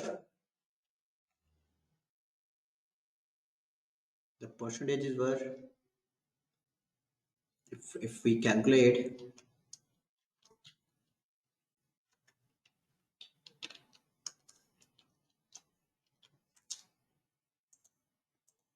%75% and obviously 25%. 25%. 75% and 25%. So what will be the market value of equity? What will be the market value of equity? 182 into 0.75%. So the equity value will be 1412. So the equity value will be 1412 because it is stated in the question that percentages of the capital structure will remain same. Percentages of the capital structure will remain same. Okay. What will be the number of shares of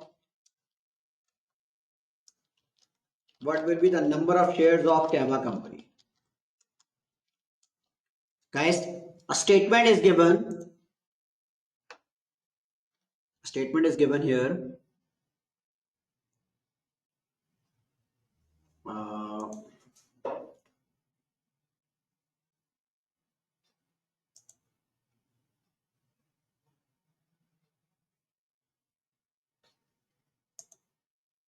Let me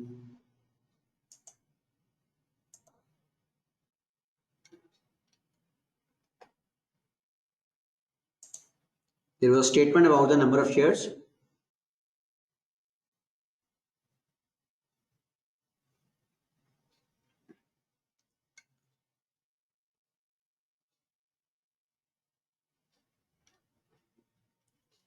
Statement of C companies 2000.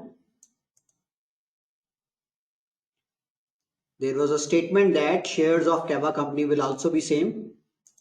It was here, I think. Yes.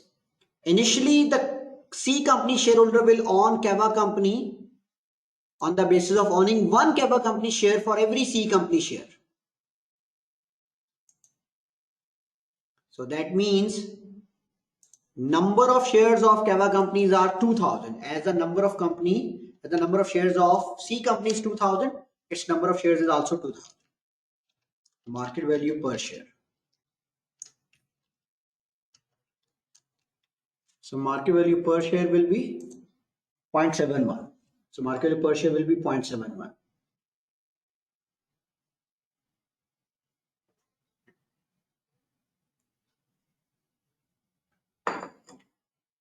Okay, that means we have the capacity to borrow more. Previously, if you calculate the debt will be its 25%, right? That will be its 25%. 470. Previously, debt was 400. So that means we have a capacity to borrow more.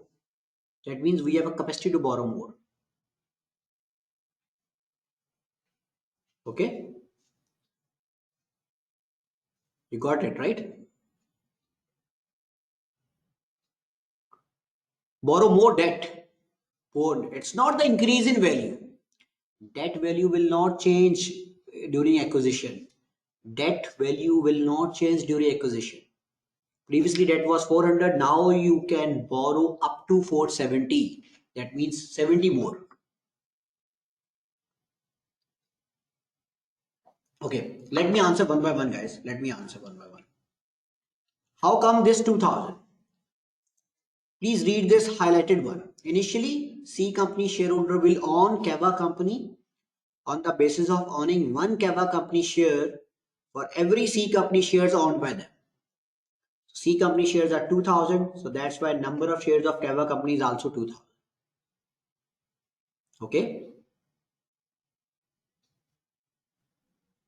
As the shareholders will remain same, so number of shares will be same.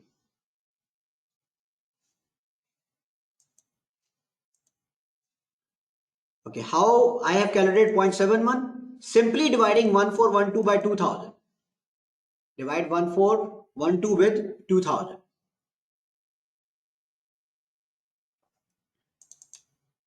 1412 divided by 2000.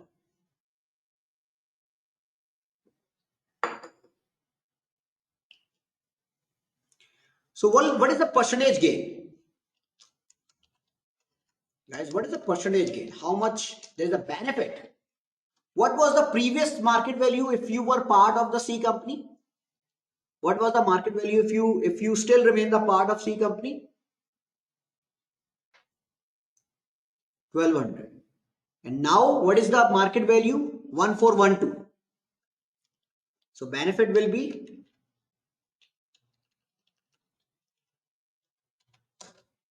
Benefit will be in percentage 17.63%. 17.63%. This is the increase from 1200 to 1400.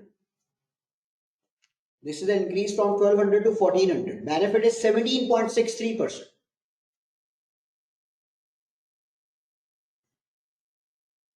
Okay.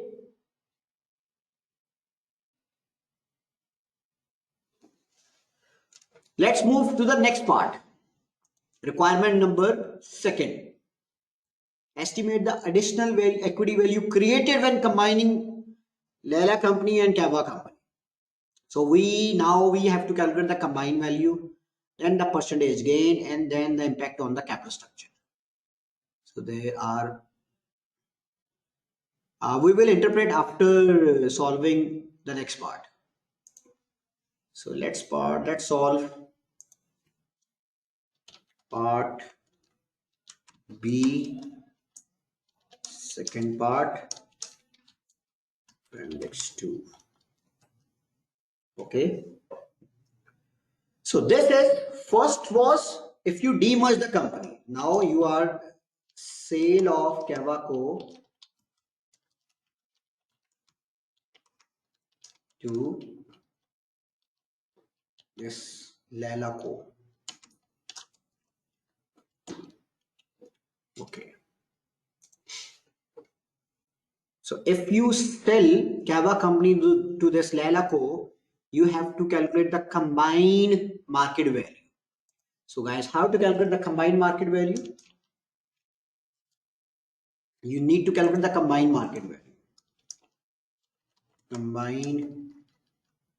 Combined market value of equity. So before that, you need to calculate combined equity. So acquired equity is given.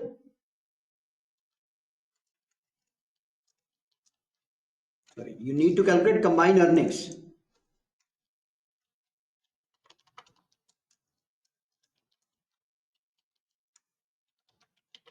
Earnings, it is given.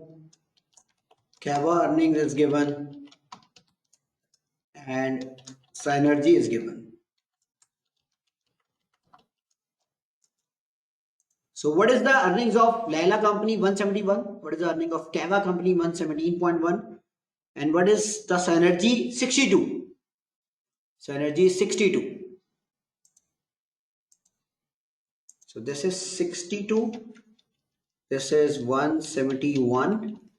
This is 117.1, right? So combined earnings will be sum of these three. 350. Now calculate the average PE ratio. Average combined PE ratio. So how to calculate this? It is given here. After the acquisition, it is expected that, please read it carefully, this yellow highlighted, after the acquisition, it is expected that PE ratio of the combined company will be the midpoint between the two individual company PE ratio. Okay, so let's calculate the PE ratio of Layla company. PE ratio of industry is 15.61. Layla company PE ratio is 10% lower than this, 15.61. So Layla company PE ratio is 10% lower than the 15.61, 14.05.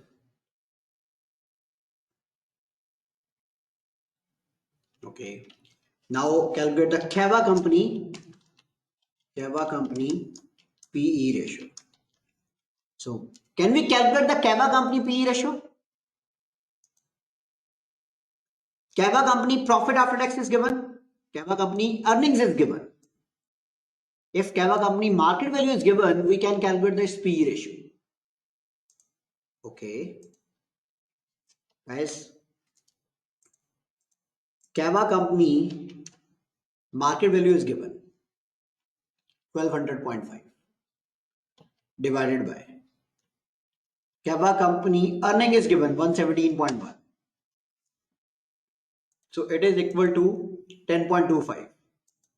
So the average is equal to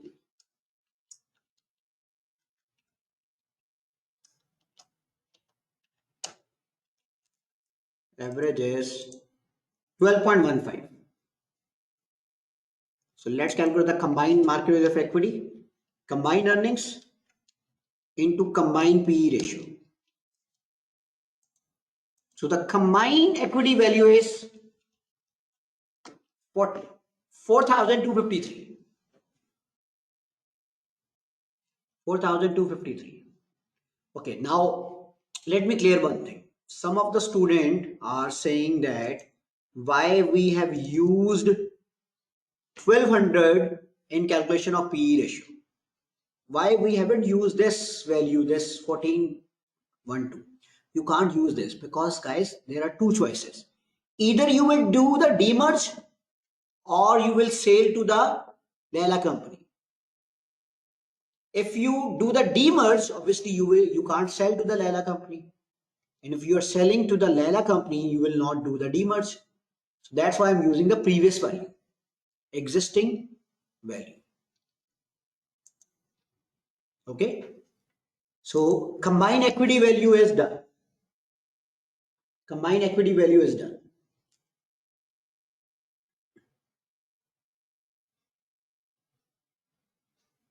Any question? So combined equity value is done.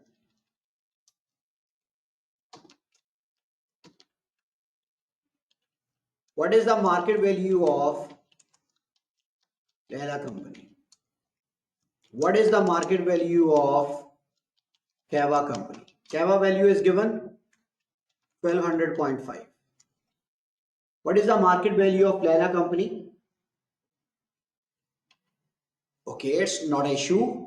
Layla company PE ratio is given. Layla company earning is given. Layla company market value is given. So guys, this is combined value. This is pre-acquisition value. So what is the total synergy?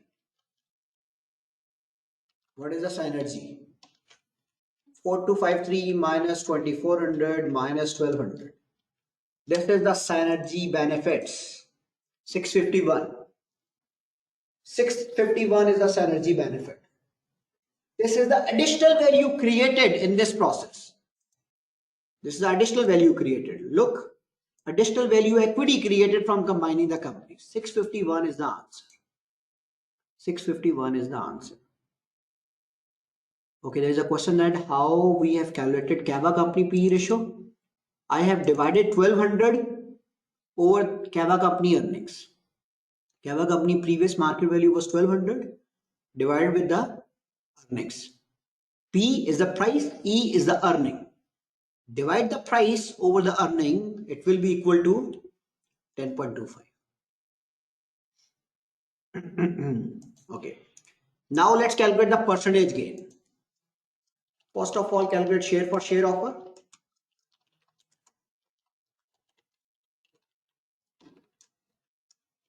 Pre-acquisition value. Pre-acquisition information. Shares. Market value per share. It's not compulsion that you have to write every information. Write all the information which is available. Acquirer is Layla company, target is Kava company. Number of shares of Layla company is, what was the number of shares of Layla company? Is it given or not? I think it is given.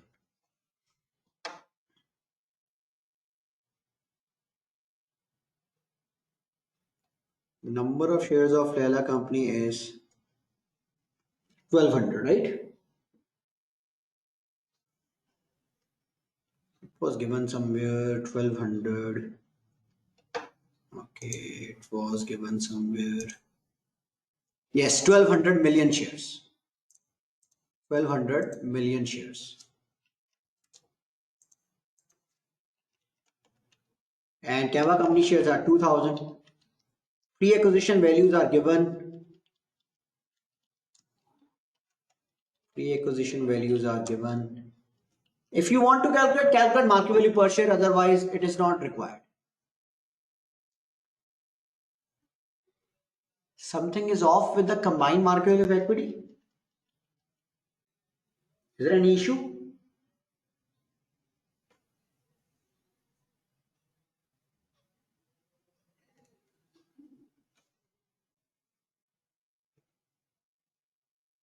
I think it's fine. It is okay. Combined value is okay. It's perfect. Okay, guys, we are calculating share for share, right? The pre-acquisition information, share, market value per share, total market value. Try to complete this. If you unable to get the total information, don't worry about it. Try to fill it as much as possible.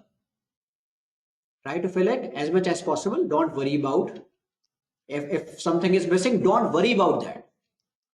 Okay, now let's write the post information.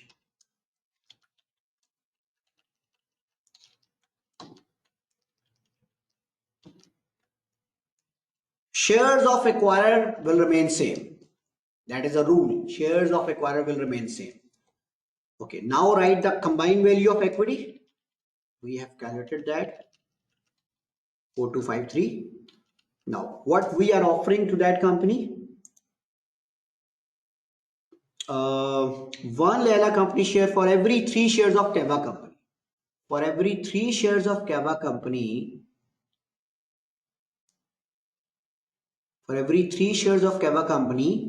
we are issuing 1 new shares. Okay, there is a question that how we have calculated market value per share. How did we get Kava company market value share? We have calculated Kava company share in the first part. That was the first part which we have done. 1200. It is the same 1200. Okay, guys. How many shares we are issuing? We are issuing 1 new share for every 3 shares. We are issuing 1 new share for every 3 shares. So the number of shares will be 666. Calculate the number of shares, guys. Calculate the market value per share. It will remain same. It will be same.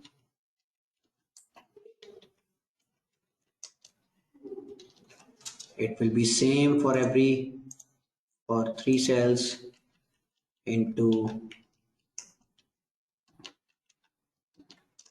Now calculate the percentage gain. Now calculate the gain. Gain will be total post acquisition value minus pre acquisition value.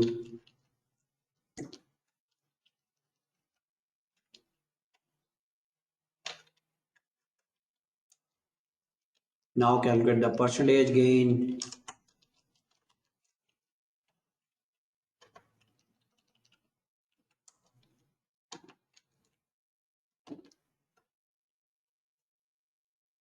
That's how you will calculate the gain.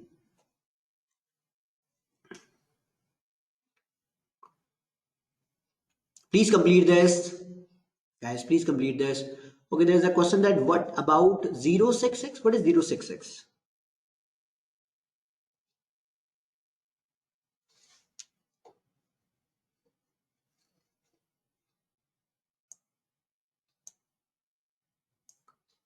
Zero 0.66. What is 0.66? Number of shares.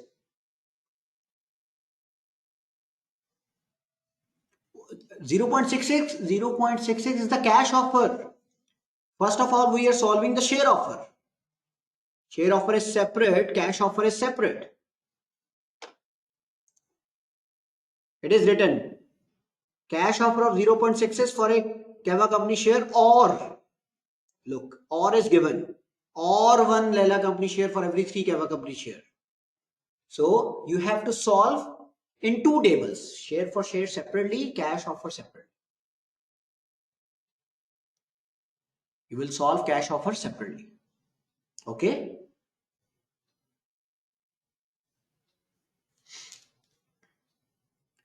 Okay guys, now cash offer is very easy. Simply copy this. Obviously, there will be some problems during the copying, but don't worry about that. Don't worry about that. Here of cash offer, write the market value again.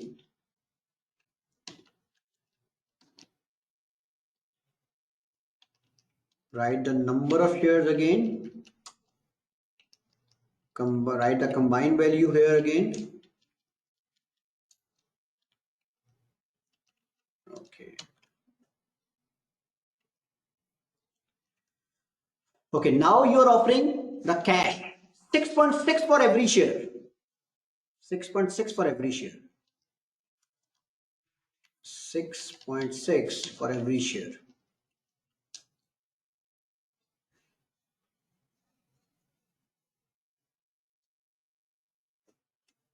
6.6 or 0.66? What I've done wrong? 0.66, sorry, 0.66. So we are offering 0.66 for every share, 1320. And the remaining answer will be belong to the acquirer. So that's how you will calculate the gain. So automatically answer will be calculated.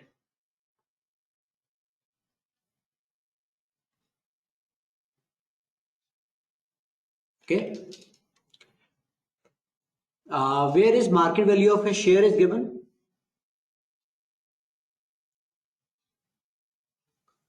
Where I've written that?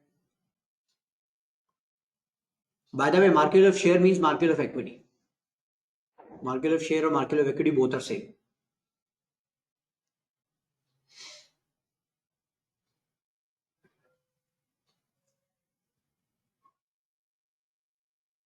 Yes, gain synergy, total synergy will remain same. Total synergy will remain same. 4253 is not for the cash offer. 4253 is the combined value. 4253 is the combined value which we have calculated above. 4253 is the combined market value of equity. Okay. 4253 is the combined market value of equity. So let me explain the cash offer, guys. Simply write the pre-acquisition information. The shares of acquirer will remain same. Then write the combined value which you have calculated above. 4253. And then you will write that how much shares you are, how much shares you are, how much cash you are giving. You are giving $0.66 for every share of the Kava company. So that means you are distributing 1320. So if 1320 are giving to the Kava company, remaining will belong to the Lala company. Then calculate the gain by taking the difference of post-acquisition value and the pre-acquisition value. And calculate the percentage gain by dividing the gain with the pre-acquisition value.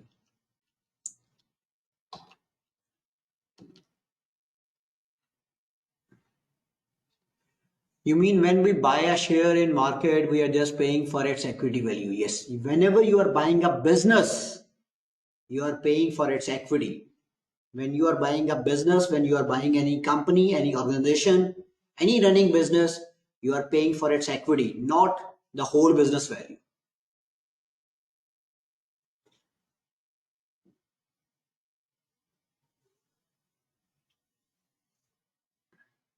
Okay. Okay, guys. Now another requirement. There is another requirement that calculate the capital structure. Capital structure. Impact on the Lela company capital structure under each payment method. First of all, calculate the current capital structure. equity value and debt value.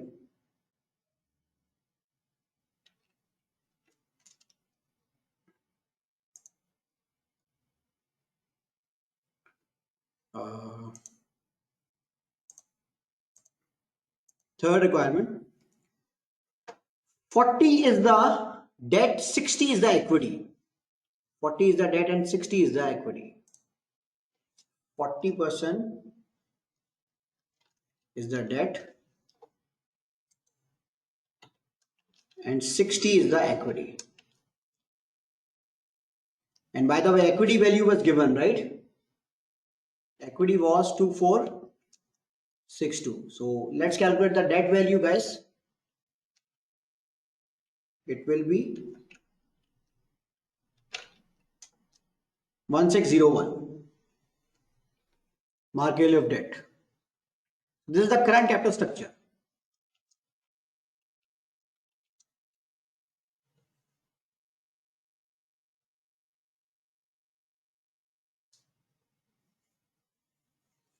Okay.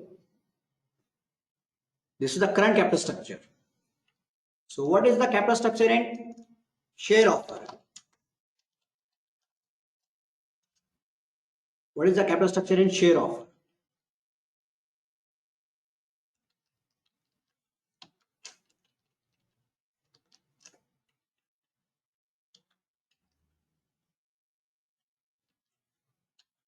Okay.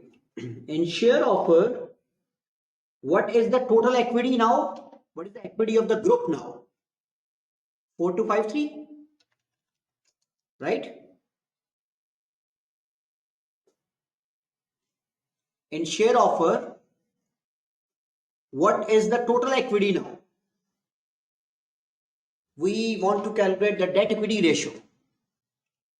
So this is the combined debt 4253. And what is the, sorry, combined equity 4253? The combined equity. Now let's calculate the combined debt. The previous debt of Laila company was 1601 and the previous debt of Kava company. Do you remember what was the previous debt of Kava company? Anyone remembers? What was the debt of Kava company? 400. Excellent. It was 400. Total is, yes.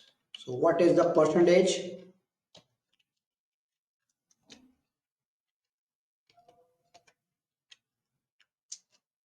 $6,254 share offer.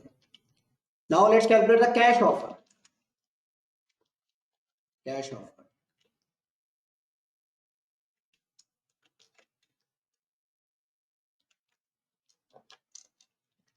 So equity value is, now what is the equity value?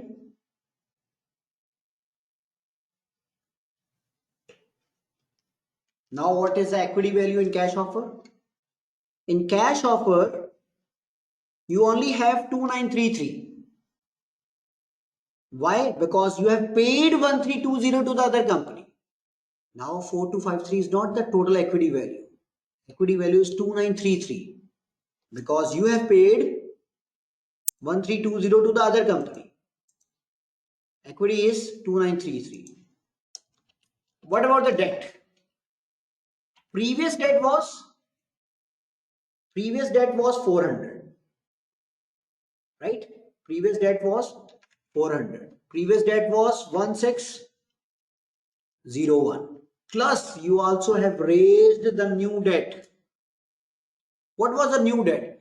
The cash which you are paying to the Kava company will be financed by raising the new debt 1320. 1320.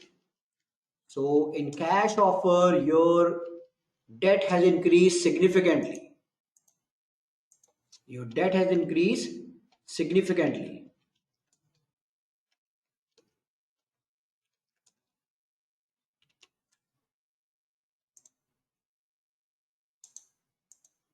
%. Your debt will be 53%. How I have calculated the debt in cash offer, guys? if you are paying cash to the other company. Remember, in cash offer, you are paying 1320 to the other company. This 1320 plus the previous debt 1601 plus the previous debt of Kava company 400. So combinedly, it will be equal to 400 plus 1601 plus 1320. So in cash offer, company will be in square problem because debt level is 53.1%. 53.1%. So now you have to comment on all this. Okay, before commenting, let's calculate few more points. One thing. Capital structure, keep the capital structure in front of you. Also, the percentage gain in front of you. Plus, in share for share, what is the ownership now? In share for share, what is the ownership of Leela company? And what is the ownership of? Always calculate ownership. Always calculate ownership in case of share for share of. Why is 4253 is equity value under the share offer? In share offer, 4253 is the value. Because in share offer, the acquirer and the target both will become the owner of the company. So the combined equity will be 4253. But in cash offer, you have paid 1320. So that's why equity value has decreased. Okay.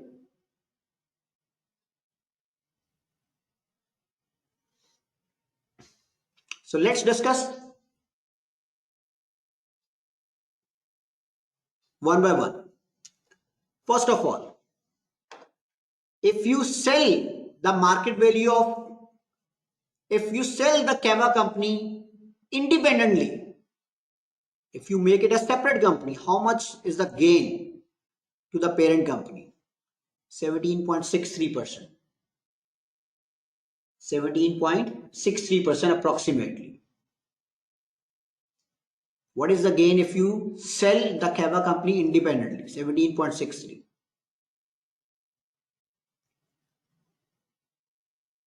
And if you sell the company through share for share exchange, what is the gain? What is the gain? 27%, 26%. This is the gain to the target company.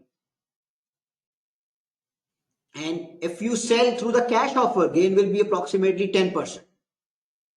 So guys, which offer is lucrative? If you sell the company independently, your gain will be 17.6. If you sell through share for share, your gain will be 26.55. If you sell through cash offer, your gain will be 10%. So which one is the best if from the Kava company perspective? Anyone?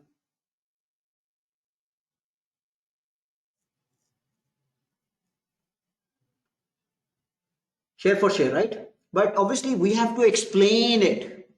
First of all, if you compare the independent offer with the cash offer is not that lucrative. In cash offer, the only gain will be 10%. If you sell it independently, gain will be 17.63. And if you sell it independently, you still have the control on that company. You are still the owner of that company. But in cash offer, your ownership will be gone. You will not be part of the group. And if we compare, share for share is the most lucrative, where gain will be 26.55%. But still, it's a share for share offer. In share for share offer, the problem is that whether we will be able to realize this value. If we want to sell these share in the market value, whether we able to realize the 26.55% gain.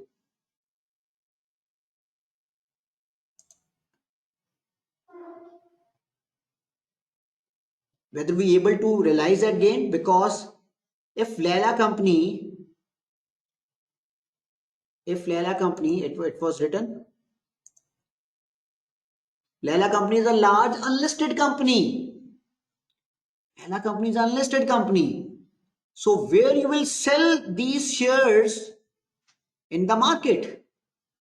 We know that market value of unlisted company is not marketable. Marketable, do you know the meaning of marketable? That if you sell the shares in the market, you will not be able to get this value. Although the gain seems to be very lucrative, 26.55%, it seems to be lucrative, but this is a share of unlisted company. Where will you sell these shares? You will discuss this point, right? And then if you accept the share for share offer, your share will be your gain will be 35.7%. Leela Company control will be significant, 64.29. They have the control, and you are the minority shareholder of the you will be the minority shareholder of the group. So it is a point of discussion whether you will get the full rights or not. So from the perspective of Kava company, it seems that share for share offer is the most lucrative one. So now let's discuss from the perspective of Leela company. Share for share, in share for share offer, gain is almost 14%. In cash offer, gain is 22%. Which one is better? For 13% or 22%? From the perspective of Leela company, which one is better, guys? Cash offer, right? But there are certain problems attached with the cash offer. In cash offer, if you accept the cash offer, your debt proportion will increase from 40% to 53%. There will be a significant increase in debt. Your company can be in severe problem. And if you accept the share offer, debt level will fall. You will write that if this is the ideal debt level, and if you move from 40% to 32%, that means you will forego the tax saving on the interest. You will forego the tax saving on the interest. And another problem with a share offer, your gain will be lower. Another problem with a share offer, you will not control 100% of the company. Your control will be 64.29%. Your ownership will be diluted. Your gain will be lower. However, your company will be safe. Your company will be less risky. But the point of discussion here, if the debt is lower than the ideal level, the optimal level, that means you are losing the tax shield, you are losing the tax saving on the interest. Okay. So guys, you will be writing a report to the board of directors. You will write the subject, intro should be smaller, and then you will write the financial and other factors, both from the Leela company and the Kava company perspective. And you will also discuss the capital structure, the ownership, and then you will write the conclusion. And obviously conclusion, it seems that share for share is the most beneficial one from the perspective of Kava company, and share for share is also beneficial from the perspective of Leela company because you can't recommend the cash offer. In cash offer, there is a significant increase in debt.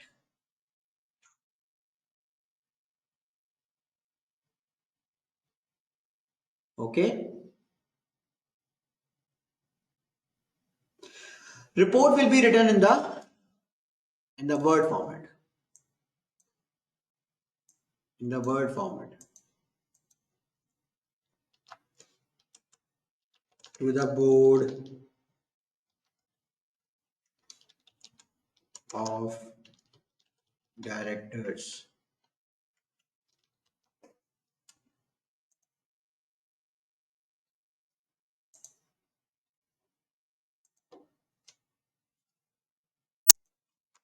of the company. Then you will write the subject. Subject should be smaller. Discussion of the financial and other factors.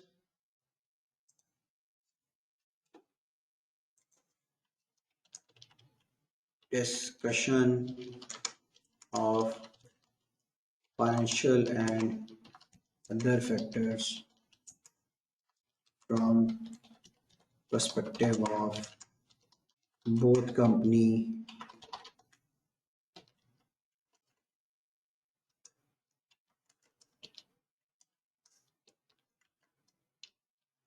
both companies shareholders. Then you will write the introduction. Introduction para. Highlight that.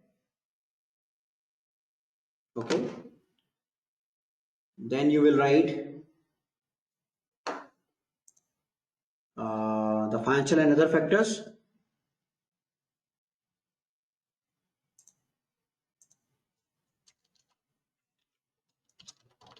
Financial and other factors, and the impact on, what was the last point? The impact on capital structure.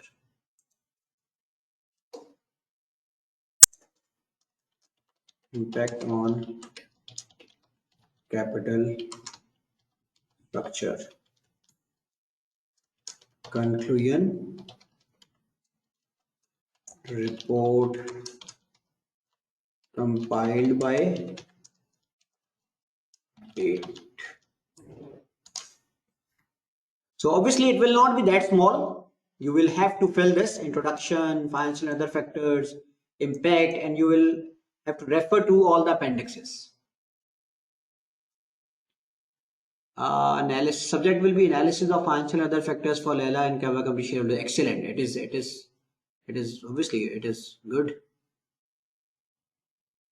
Will you talk about the appendix? Yes. In financial and other factors, you will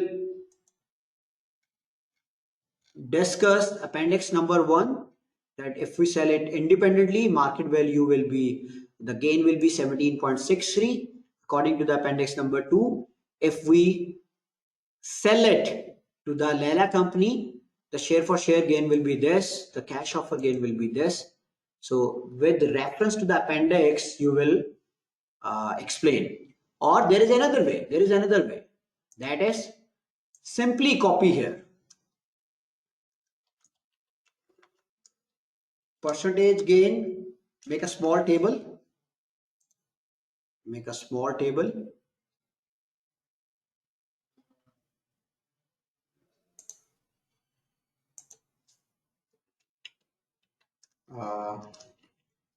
Gained. All of these are gained. Demerger. Share offer.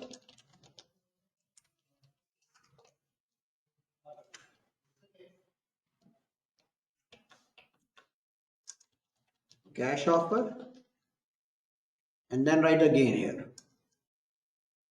Percentage gain of Lela, percentage gain of Kava, and write the gain.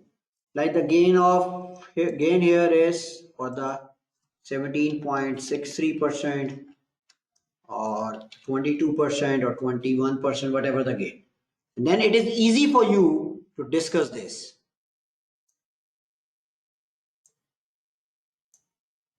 Okay, you can write, you can make a table and now discuss all the stuff here.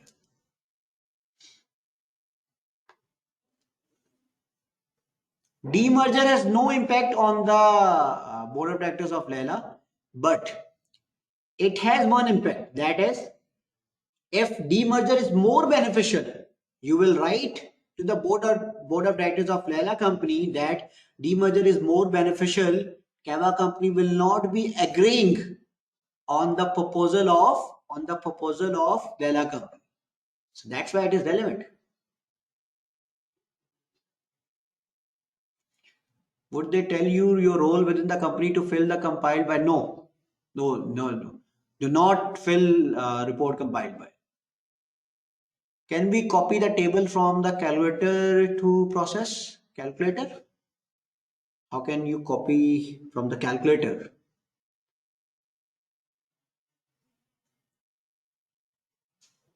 From Excel, okay. But in Excel, you haven't written this like in a, you haven't written this in a table form. But let me try to copy that. Will it be able to copy or not? No, it will not be copied.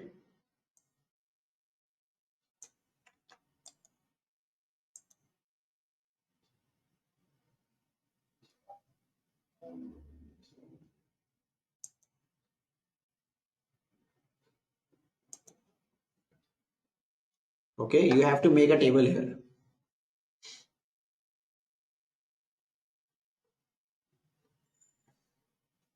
If you do not want to make a table, then you have to refer to the appendix.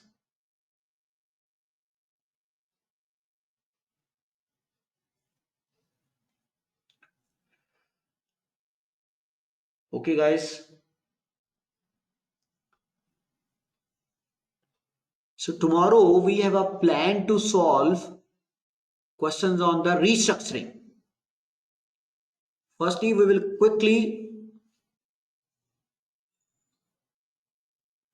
if we already create the table, if you create the table in the Word format, then there is no need to refer to the appendix, because when you are making the table, you already referring it to the appendix. This is appendix number 1, this is appendix number 2, appendix number 3.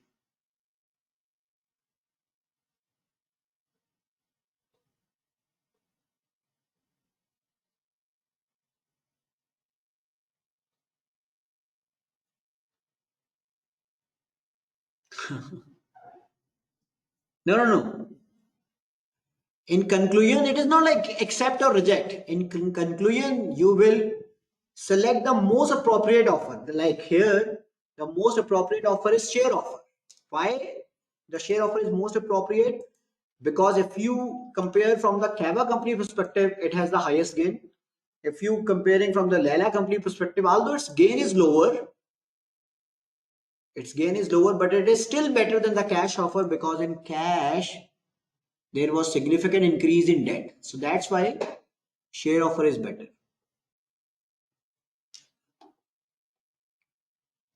Okay, it's not like accept or reject.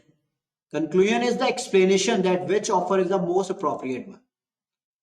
Should I put the appendix of the number in the Word table? Yes, you have to put, because where you have, why you have written 17.63, where have come this number? So you have to write that appendix 1 like this. If we have calculated the wrong amount, our conclusion and explanation will be wrong, will still get marks. Yes, on figure rule. I have explained yesterday, on figure rule, you will get the marks. You will not get the marks for the calculation, but you will get the mark for conclusion and the explanation and the remaining part.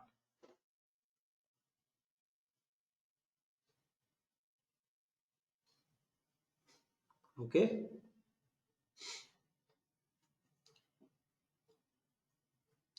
Would you please recalculate debt in cash offer? You are saying that if cash is not provided, debt is provided, right?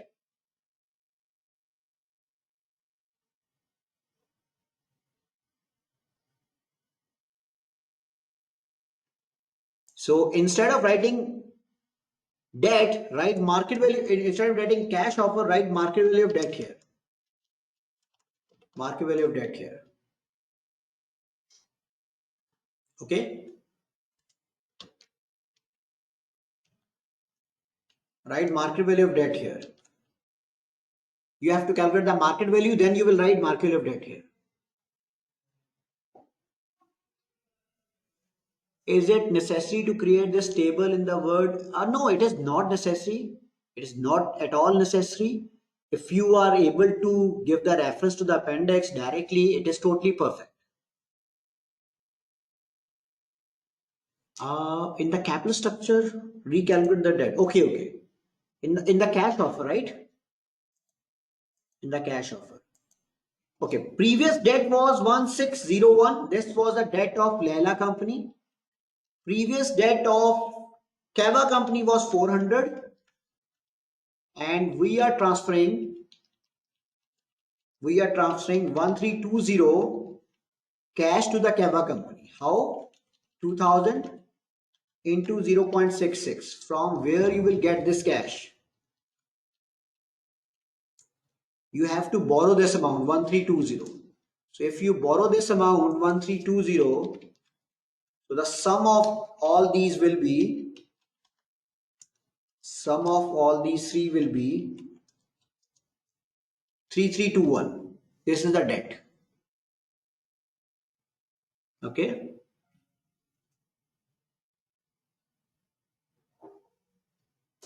Okay, guys. Tomorrow we are going to discuss question on the restructuring. Okay, and I will try my best to solve one question on the Black-Scholes option pricing model as well, so that we have a grip that how to solve the Black-Scholes option pricing model. So tomorrow, please do revise restructuring before the session. Okay, thank you so much, guys, for joining in. And if you guys have the question, yes, I'm telling the same one. We will solve the latest question on the restructuring.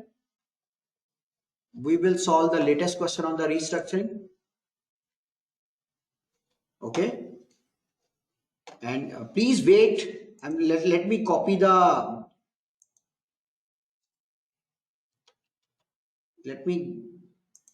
link of the group.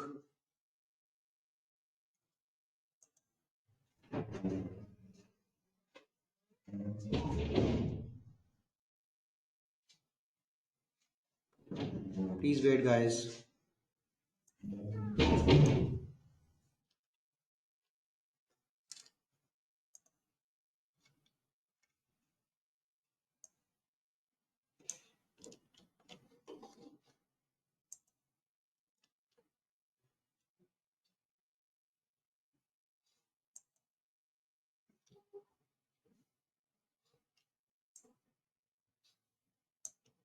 So I have sent the WhatsApp link. Those who haven't joined, please join. Okay, guys, thank you so much. Take care.